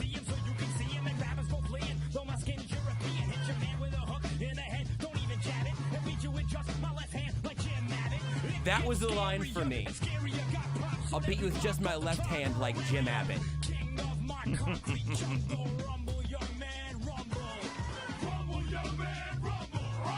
Rah! I had my eyebrows scorched when I saw that video this weekend. There's a whole music video. His brother, there's a whole sad story that I'll save you for now, but he's talked about his brother a little bit who was killed. So again, it's sad, and there's more to it in 2004. It's been a long time. But they had this rap duo together out of New York. You heard a lot of New York references, a lot of boxing references. It's very clearly Max Kellerman. I just completely blew my mind to find out that Max Kellerman has bars, in my humble opinion. How about that? What'd you learn, Mick? I learned that Tim McGraw once scored 54 points in a high school basketball game. Huh. No kidding. So he's the son of Tug McGraw, former major leaguer, which, by the way, I also found out. What? Yeah, Tug McGraw's son. Which something he didn't know till he was 11 years old. What? Tug McGraw was playing minor league baseball in Jacksonville. What? He got a high school girl pregnant. It was 1966. So they did what everybody did back then. They shipped the girl off to Louisiana, where she had Tim McGraw. He grew up for 11 years thinking his stepfather was his real father, until he went searching in the closet for like a picture and found his real birth certificate. And so then his mom introduced him to Tug McGraw. Tug McGraw denied that was his kid for 7 years till he was 18. Then finally at 18, he's like, yeah, you're my kid. You're my kid now that I don't have to pay anything. Through all that, they formed a close relationship and were very close till Tug McGraw died. The most amazing point of the story, though, is that he scored 54 points in a game one year. Yeah. He was a 5'9" point guard. Now, he played college baseball and was a good athlete and everything. Wow. He says it was an interview with Rich Eisen. He's talking about this game. He said he had flu, and he thought he only had 10 or 12 points at the end of the game. It's 54. I'm like, damn flu games. Yeah, I know, right? Wow. Michael Jordan. Was he also hungover instead of having the flu? Yeah, so when I went down this rabbit hole, because my brother and I weren't believing he scored 54 points in a basketball game. It's only 32 minutes, okay? And we can't confirm that. But when we found out, when we went down the rabbit hole, we learned that, oh, man, he was a bastard for a while. Oh, interesting. Okay. That took a turn, too. Well, that's Tim the Snow. definition. He's Jon Snow. Yes, that's exactly what he was. Yes, his name was Tim Snow. He's the king of the South, though, Tim McGraw. That's exactly right. All right, bend the knee. No 3-point line back then, too. That's a great point. Crazy. Yeah. Tim McGraw got buckets. Apparently. Wow. 27 of them, apparently. Dylan, what'd you learn? Sticking with basketball, I did not know a man named James Johnson existed until he did a podcast this weekend.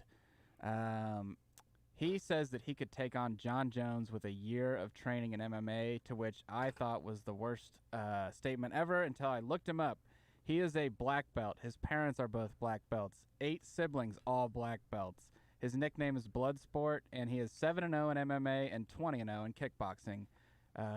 And so, yeah, I think that he might have a chance against anyone else but John Jones. Where's the basketball part come in? He plays for the Miami Heat, I believe. Still. Oh, yes, he's the guy that did. James he's Johnson, the guy that did. Did he karate kick the net or something? Something there like was that. Some crazy. I'll look it up. I'll figure it out. But upon looking this guy up, basically every single video started with "You do not mess with James Johnson." It is a unwritten NBA rule. There's actually a fight most recently between him and Serge Ibaka, where Ibaka starts to throw hands and getting a boxing defense, and then quickly puts his hands in the realizes what he's doing. Yes, he doesn't want to fight blood sport. Speaking of that, like, this isn't a learned, a funniest or best, obviously for reasons as I'll about to explain. But there was a person who was homeless when I was going to the Dave Chappelle show. Was on the corner and held a sign, and it reminded me of the Chris Rock line when he said, "If a homeless person has a funny sign, they haven't been homeless for very long. Real homeless people are too hungry to be funny." And so this guy had a sign that said, "Ninjas killed my entire family. Need money for karate lessons." And I thought, he just got homeless that guy's just he is fresh homeless. That guy is a fresh homeless. He has not been homeless for very long, because that's a funny sign. I might believe that story before the 54 points from Tim McGraw story. That's probably right. And Tug, what was the funniest for you, Josh? The Denver Broncos guys. I'm sorry. Just in general. I forgot it was coming to me next. The Broncos did the perfect thing of, here is your hope, Bronco country. Let's ride right off the lip of a cliff, because it was short-lived. They showed all of that hope. They lost it all over again. They have the Hail Mary miracle batted up and caught touchdown. Don't get the 2-point conversion to leave you heartbroken all over again. I'm gonna wear a bucket hat today in celebration, because I don't think they're fixed just yet, and that was the funniest to me. And you aren't in uniform, so that's I know. I apologize. Double whammy. Is this technically an interview? Oh god. Yeah, Sean Payton cannot get a pass interference call to save his life at all. Mick, the funniest for you? So I had a tweet. This wasn't the funny part. I said yesterday, whatever is the reason for Kelsey's behavior today, he needs to shake it. He needs to shake it off. There it is. That was the funniest. Dylan, what was your? So this woman named Lisa Ann, she tweets back at me, "Call it what you want. Travis just needs to breathe, calm down a little, and play clean. In the daylight tomorrow, he'll have an epiphany and realize he doesn't need to change. Travis has that electric touch, and never in our wildest dreams did we envision a dynasty without him." How many Taylor Swift songs are in that paragraph? At least 8. Oh, I was going to say 7. I wasn't counting, but it just felt like 7. It might be 10. Yeah, I'll go 6. 10 Taylor Swift songs in that response. Boom! Wow. My authority is my daughter. Excellent. And she said the other's 10. That's a beautiful thing. Is that a song No, of hers? I Oh, did. okay. I do think that the Chiefs still could be the next great American dynasty, though. I'm not ready to give up on them after 2 weeks. Believe that they just need to, these offensive struggles, they need to shake it off. Those are champagne problems. Dylan, what was the funniest for you? So the funniest for me would be what I just sent in the group here. It's Belichick waiting for the guy he believes, I think, is the responsible one for the missed spot of the football. So good. And it looks like he's waiting for him to set the chain, get down in the crouched position, and then throw the flag right next to his feet. He spikes almost the flag. spiking it. Yes. A flag, by the way, he pulled out of his dirty. Oh, he keeps it in his sock. Off-white sock, like Napoleon Dynamite with the tots in his pocket. Oh, he keeps the challenge flag And in then he his puts sock. it right back in. Well, I think you have to put it on the field, so they had him scoot it out on the field. Then he put it right back into his sock. It's great. Perfect. The funniest for me happened in the Seattle game against the Lions. So there was a intentional grounding call in which I don't actually believe it was intentional grounding. It was a miscommunication. There was no pressure on Geno Smith. He stood there, threw it, and the guy ran the other way, and it turned, and they called it intentional grounding. Here's what happened with the officials, the referee as he was making the call for intentional grounding, Dylan. Intentional grounding, offense number 7. It's a 10-yard penalty. I'm talking to America here. Penalty and a loss of down. Second down. That is the best line I've ever heard out of an official. We'll get to the penalty in a minute. He just told Geno Smith, I'm talking to America. Greg Pete Olsen's Carroll so good. is livid. And the Seahawks had reason to be livid, but Geno Smith goes up there, was like, he was right there. I'm talking to America Well, right just now. regional portions of America, though, right? Yeah. Calm down there, Mr. Official. Okay, you're not really. This isn't talking Sunday Night Football. You're on. You Okay. could have said you need to calm down. Just another Taylor Swift. Anyway, I didn't know that. I'll back off. I knew it all too well. Well, you heard what Ian Eagle said when it was great. Travis You Kelce could just ask me what my best is whenever you guys are Okay, ready. phenomenal. I'll wait. Hold up. Well, we would start with Mitt. I know. I'm just saying. We can talk about that when I talk about. Okay, cool. Let's take a timeout. We'll come back. We'll do best on the other side of the break. More Zone next. You're in the zone with Jason Anderson on Sports Radio 8.